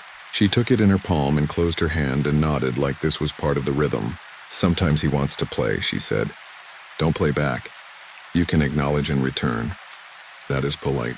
If you play, you are teaching your heir the wrong game. Is he stuck? I asked, hating myself for the word and using it anyway. He's a laugh that learned how to live without a boy, she said. Pieces like to pretend they're whole. The chapel taught him the wrong lesson. It made him heavy and small. A laugh should fly. We gave him a path to the corner again. He'll remember other paths sometimes. If he visits you, you keep your breath yours and you give gifts that don't let you give more than you mean. I don't want to be mean, I said, and that came out raw. I still don't know from where. I didn't know him. He wasn't mine. He had found a warm place, and I felt both flattered and used. Don't be, she said. Be firm. That is a kind of love, too. I took that to heart, and that's how I live now. I'm the kind of guy who checks the inside of his laugh the way you check your pockets leaving a restaurant. Danny tells me when her voice has a shadow. Sometimes it does, after she spends long shifts alone in the back room at the winery counting bottles. We know what to do. We breathe with our mouths open like we're cooling soup. We speak a little louder than we need to, so we fill our own air with ourselves. We don't whisper at the edges of old places. We carry water and snacks like we are taking a toddler on an errand. Joel still makes music, but he doesn't put children's voices under it anymore. Not even sampled from movies. He says the tracks sound better without it. He says the cicadas are enough. If you're reading this because you're starting to hear your own laughter wrong, I'm sorry. Maybe you went to a place like ours. Maybe yours has an old bridge or a school gym or a feed store that burned down. The shape doesn't matter. The rules are the same. Don't go past the old threshold. If you did, don't take pride in it. If it gets in you, don't talk to it like a pet and don't beg. Breathe like you mean it. Bring something small and happy that makes a sound a child would follow. Tap a marble, drop a penny. Roll a button. Give the air a path that doesn't go through you.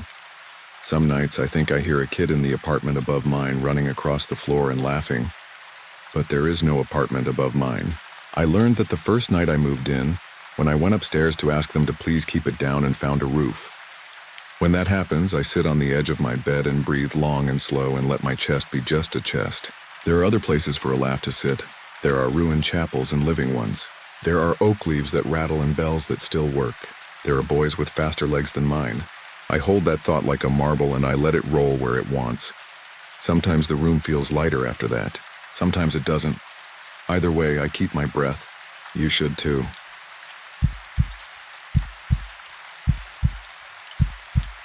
I wasn't raised on ghost stories. My family told practical ones about boat motors dying on black water and the way a storm can turn a road into a river without telling you it planned to. My Aunt May kept the kind of faith that doesn't need superstition. She came from the school of bake a pie, sweep the steps, say a prayer, and don't make a fuss. When she asked me to drive down to St. Martin Parish to help pick up tree limbs after a late summer blow tore through the bayou, I said yes and meant it. She volunteers at a little place off a dirt loop where the live oaks bend low and the ground bubbles if you dig too deep. La Sainte Marguerite Cemetery is what it says on the weathered sign, but everyone just calls it Saint Margot. It's behind a small church on piers with a bell as thin as a spoon. The graves are not fenced off from the cypress and the water like they are in city plots. They meet the swamp politely, like neighbors sharing a boundary that moves when it rains.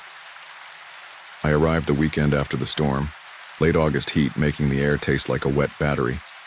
May's house sits on blocks and hums at night with the generator when hurricanes chew the lines. Her neighbor, Mr. Thibodeau, waved from a lawn chair with a red ice chest under his hand like a small bulldog.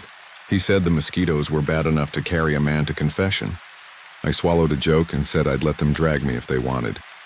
He took that for humor and cackled. We drank sweet tea at May's kitchen table, and she laid out a list with a pencil stub. Pick up limbs, set right 2 leaning markers, scrub mildew off the little marble lamb, trim back the thorn vine that likes to clutch at the St. Armand family plot. We'll go early, she said, before the sun gets white hot and the snakes choose the headstones for shade.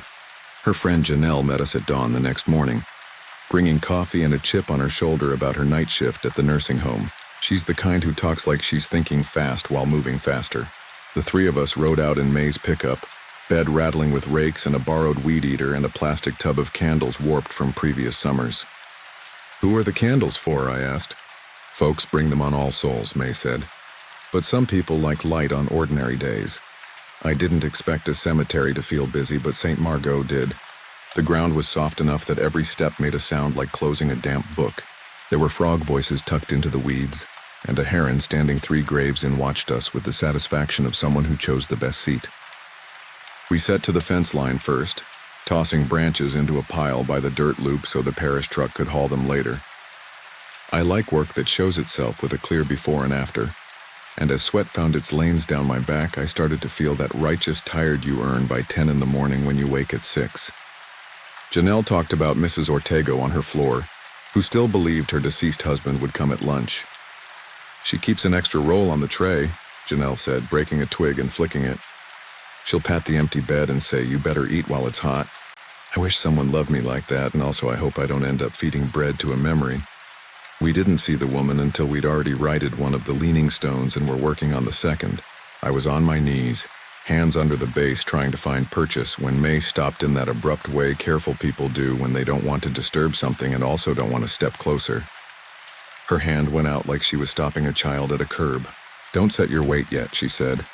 I froze, half crunched, and followed her gaze past my shoulder. On the far side of a broad headstone with a flat top big enough to place flowers and a lunch pail, something darker than the shade was tucked behind the right edge. My brain told me it was a shadow tangled in root and weed. My skin told me to stand up slowly and lift my chin. She was crouched like a runner who never took the signal. Her arms hugged her shins. The side of her head pressed to the stone as if she were listening for the sea. Her eyes were wrong and a little too round, shiny in a way glass is shiny when it catches daylight in a straight line. She didn't blink. I would have said woman if you forced me to choose a word. Her hair was stringy and flattened where it dragged on her shoulder. Her dress looked like a sheet turned into a garment with impatient hands and held together by the fact that no one had the nerve to tell it to fall. I might have stood up and called out and embarrassed us all for seeing a tired mourner in a private moment, if not for what happened next. The heron croaked and shifted to its other leg. I flinched a fraction because the sound was uglier than I expected. That tiny movement cost me sight for a heartbeat, and when my gaze found the headstone again, the woman was on the left edge of it. Same crouch, same distance. The new position impossible unless she'd moved faster than a thrown knife and somehow without making a sound in the soup of a place where even dragonflies make a noise. Janelle whispered, "Do you see that?" And the way she pinched my sleeve put me back into my body. "Don't blink together," May said very calmly. "Stagger it." She said it like she was telling us how to carry a sofa up a narrow staircase. She kept her eyes on the stone and allowed her words to go sideways and find our ears. I don't remember deciding to test anything. I think we didn't want to be fools. May said softly, "I'm blinking." She closed and opened once, a deliberate stage blink. Nothing changed. Janelle said, "Now me."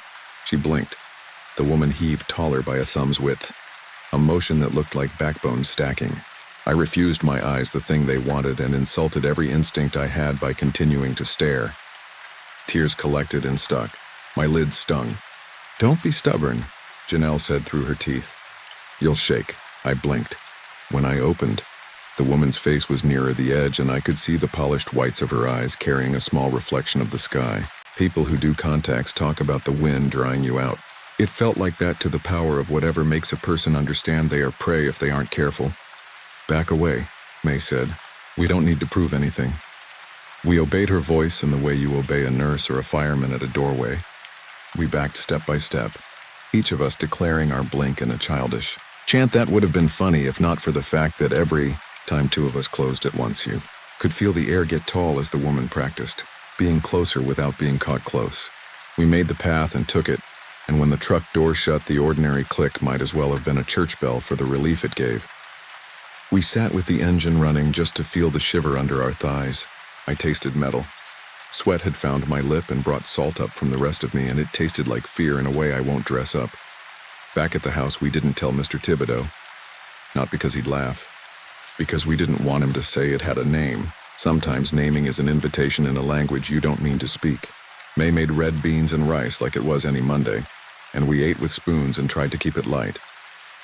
Janelle went home to sleep before her shift, and I stretched out on the sofa in the front room and closed my eyes and immediately snapped them open because the shadow under the coffee table looked like it was waiting politely. For me to be rude, it would have been easy to say we were overtired. That heat makes you see. That grief is a mirror you can walk into. If it had ended there, I could have told myself that. It didn't. At dusk, after a small rain, we drove back to St. Margot because the list still had lines to cross off and we're a family that tidies what we start. "We'll stick to the front rows," May said on the drive. "We don't need to go near that plot until the parish truck fills the sinkholes. It's shallow back there." I said nothing because I had that superstition about casual promises that sound like the beginning of a cautionary tale. We worked with the light, fading to honey. A couple in their 60s walked by on the dirt loop, the man tipping his cap, the woman carrying a grocery sack of silk flowers tucked in like, "Please don't judge me for choosing plastic." A boy on a bicycle braked at the church steps and drank from a hose and waved the way kids do when they aren't sure why they're being polite, but no, it's expected. Normal. The normal makes the strange feel like you're to blame for thinking about it. We cleaned the lamb and set the tiles back on a grave that had shifted, and as the frogs turned from a few scattered croaks to a chorus, the boy on the bike stood on his pedals and called to us, "There's a lady behind that one." He pointed toward the Boudreaux stone with its carved iris and the porcelain oval of a woman with DEXA-trimmed cheekbones and a careful hairstyle. "She keeps switching sides," he added with a grin that wanted it to be a prank he was telling on us. His mother went very still and took his wrist without looking at what he had pointed to. "We're going home," she said, careful, like stepping off a curb into traffic. "Say good evening." The boy did as he was told. The woman didn't look back at the stone, and I got the chills not because of the stone, but because of the modest way the mother obeyed a fear she wasn't going to say out loud. That night, Janelle called during her break. A resident had slipped her hand out of her mittens and unplugged a monitor. Janelle had discovered her whispering to the empty chair by the window. The whisper had that urgent hiss old women use when they want to tell you something without telling the room. I asked her who she was talking to, Janelle said. She whispered, "Hush and look quick. She'll go to the other side if you blink." Janelle laughed at herself because she's brave in the way people are brave when they don't feel allowed to be scared. "It bothered me more than it should," she added. "I told Miss Estelle there wasn't anyone there, and she said, 'Then how come the corners are full?' May couldn't sleep, and neither could I." At 2 a.m, the house had that amplified quiet you get after a storm in a place where everything that hums is tired.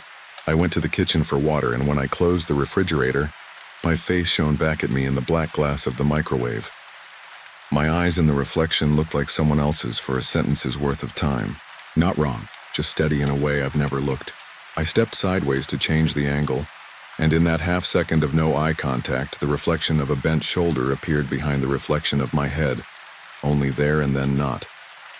That was the first time I said her out loud in a room without a grave in it.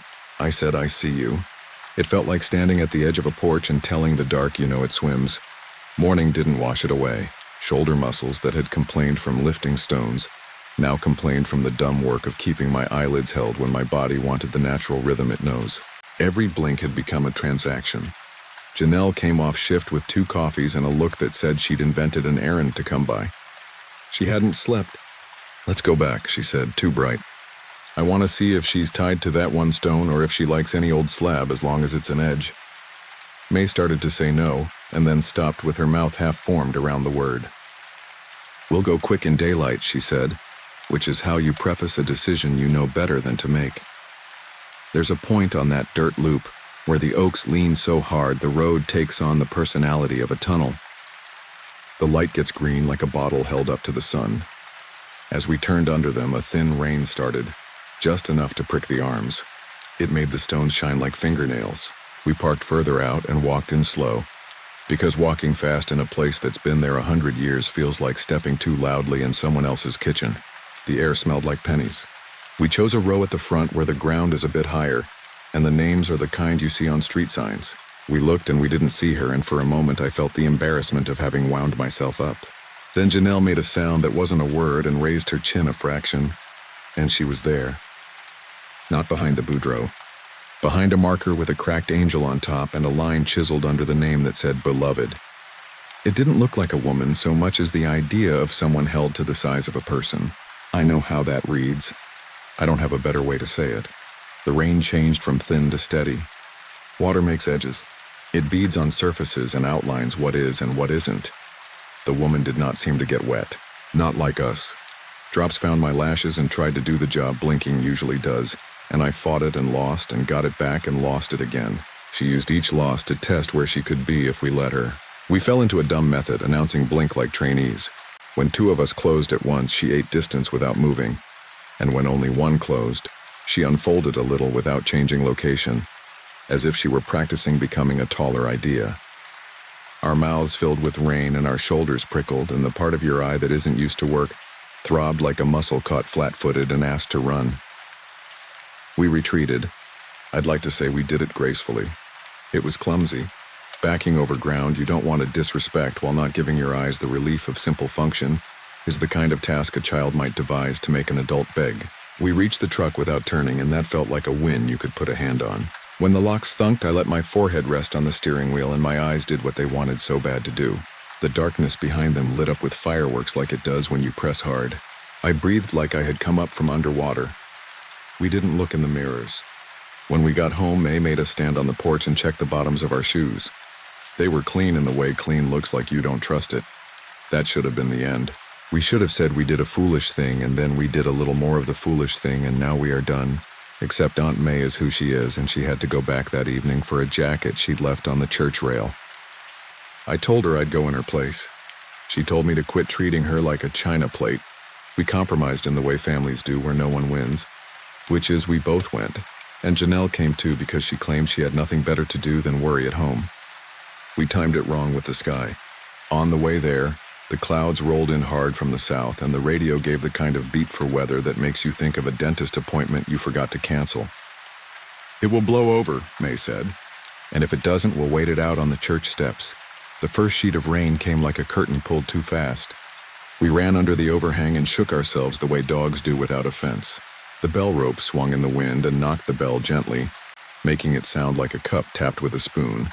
And I hated that sound with an intensity that surprised me. Lightning threw the graveyard into stutters of negative and positive, black and white, as if the whole place was being photocopied badly in real time. Between flashes, detail went gray. With each flash, edges regained their authority. We said together without agreeing, "Don't look for her," which naturally meant we did. I don't think she lives there like a thing that needs a house. I think she is happy in places that teach us to expect something to be behind something. In the whiter-than-day flare of a close bolt, I saw her behind the same broadstone from the first morning, only a foot lower than before, as if the leaf litter had taken some of her. The thunder chased the light, and the noise shook the boards under our feet. The three of us jerked like the string beneath a puppet line. That was all the permission she needed. She learned to use thunder to move. While we were ears, she was eyes. While we flinched, she rehearsed closeness without being caught being close. She slid from right to left in the space of blink-length bright, and then used the noise to press nearer the steps. I didn't see motion. I saw results. We did not have an exit plan. You make plans for fires and floods. You don't make plans for a thing you've only ever called a story. When lightning moved off a fraction and the sound softened to long kettle drums, the rain still hard enough to blur edges on everything, May said, "Don't give her your names."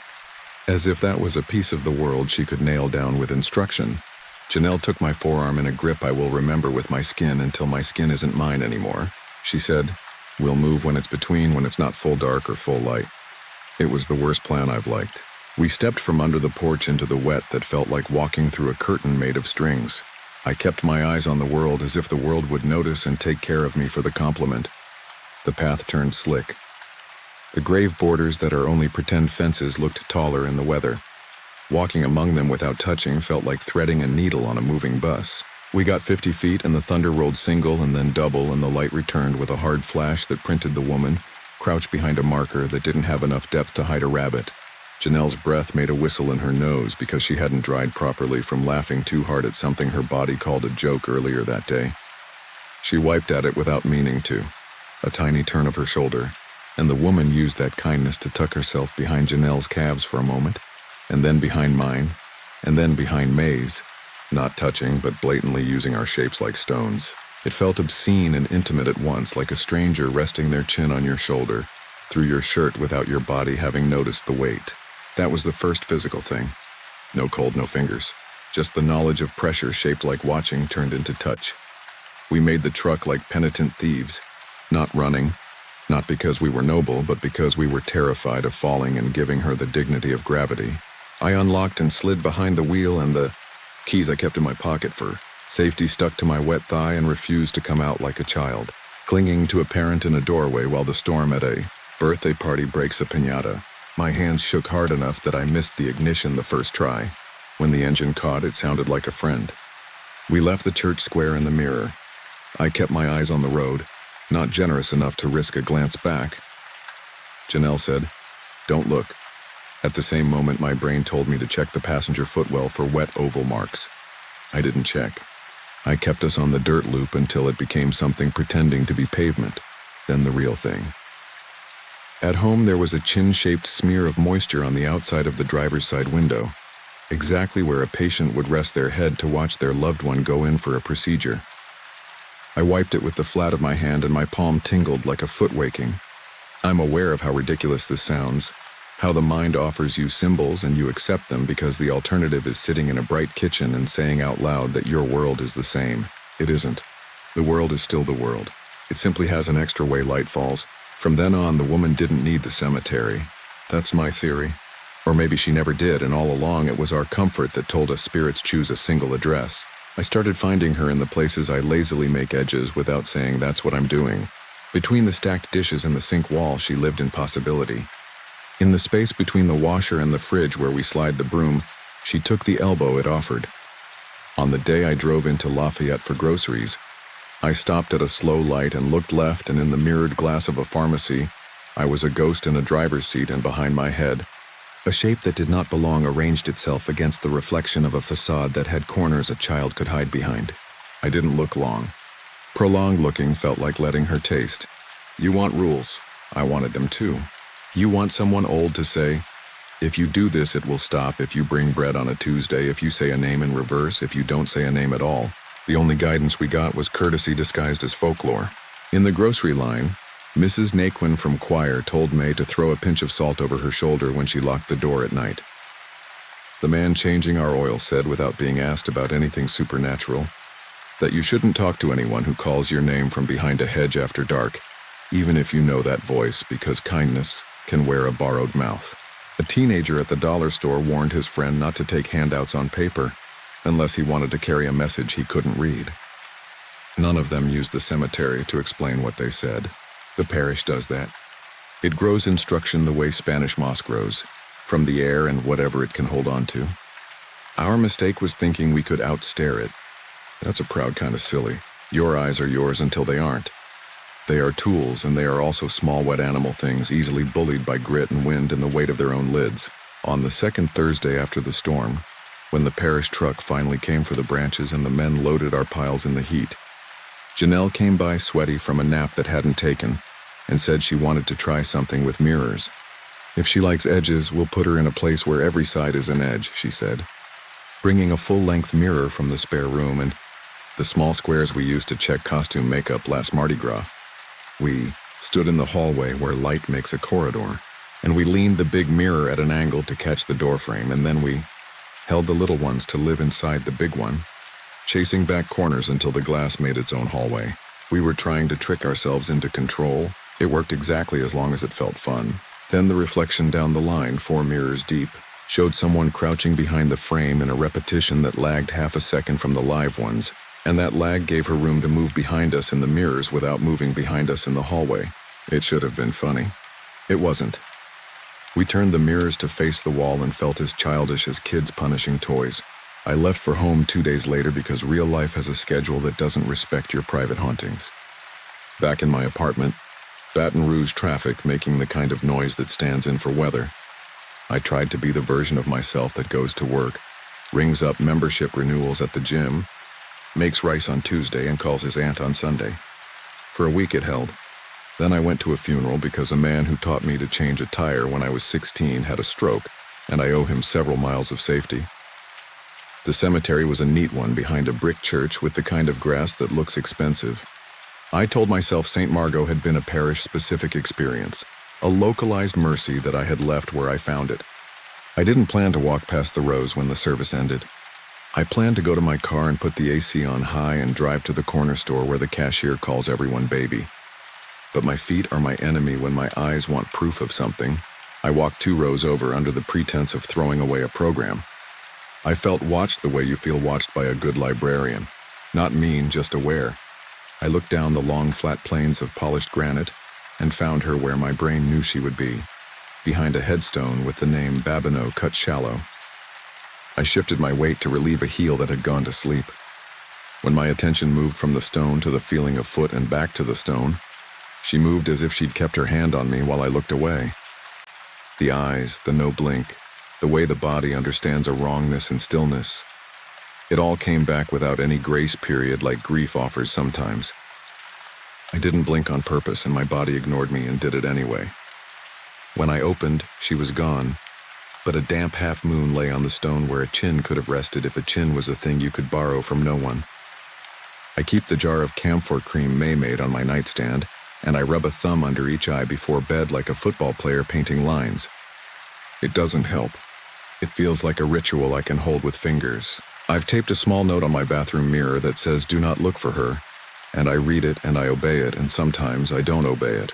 When the TV is off, the shiny black screen is a lake, and the ghost of the room floats on it, and the edge of the sofa becomes a shoreline a patient thing could crouch behind. I speak out loud the way you do to children or to old dogs. I say I'm going to the kitchen now and I'm not stopping, and I won't be saying my name. I keep the chairs pushed tight to the table so there is no gap for a chin. It's foolish housekeeping with a purpose that would make people I love worried for me if they loved me enough to believe me. A month after I got back, Janelle texted me a video taken at work on her break. It wasn't meant to be supernatural.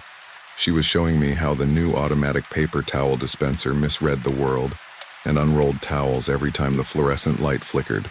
At the 12-second mark, the reflection in the stainless panel of the vending machine caught the break room in a slice, and there was a low, dark shape behind the machine leg. When the light blinked, it was behind the other leg. She didn't mention it in the text. She said only, "Tell Aunt May I'm bringing sweetbread Sunday." I didn't reply for an hour because sometimes naming anything at all feels like a baton handoff. When I did, I said, "She'll be glad." And I meant both the bread and the fact that Janelle would come over and sit on the porch where nothing has a right angle except the rail. You're reading this because part of me thinks saying it out loud steals power from it. Like telling a friend about a bad dream makes it belong to daylight. Another part of me knows some things don't care if you make a map. They only care that you know they have one. If you go to St. Margot or St. Etienne or any place where the ground tries to return what we put into it, and the water helps with the forgetting, you'll hear a story about a woman crouching behind a crumbling headstone who slides to the other side when you blink and watches like she has all the time in the world because she does. If you're smart, you'll say that's a fine story, and then you'll keep your chores to the front rows and your feet to the path and your hands busy with what's needed. If you're stubborn like me, you'll try to learn where she ends and corners begin. I can save you some work. Edges are just promises our eyes made to keep the world neat. She doesn't need them. She makes them when you give her the breath's worth of darkness it takes to close and open. There isn't a last scene that fixes her in place. This afternoon I stood in the aisle at the hardware store between the paint and the caulk and felt the presence of a body low behind the pyramid of 5-gallon buckets. I turned without meaning to, and a sales kid asked if I needed help, and I said no. So quickly he blinked at me like I'd barked. When I got home, there was a green smear on my doorstep like lichen ground into a line. I wiped it with the side of my shoe and it came away like dust. Tonight the refrigerator will close and give me my own face and ask me to watch it until it becomes someone else's. I'll tell it I'm busy. I'll walk into the bedroom with my hands out from my side so my fingers don't make shadows that look like someone clutching the end of the bed.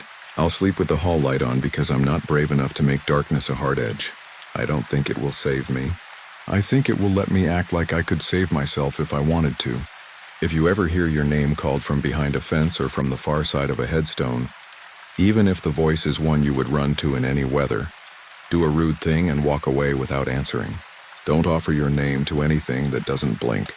Don't try to outstare what isn't forced to close its eyes. And when you do close yours, because you will, because you have to, don't be surprised if the first thing you feel when you open them is the soft heat where a chin would have been, leaving a print you can't prove and a small, ordinary dread you'll carry like a folded note in your pocket until the day you reach for change and realize the paper is gone, and you're not relieved at all.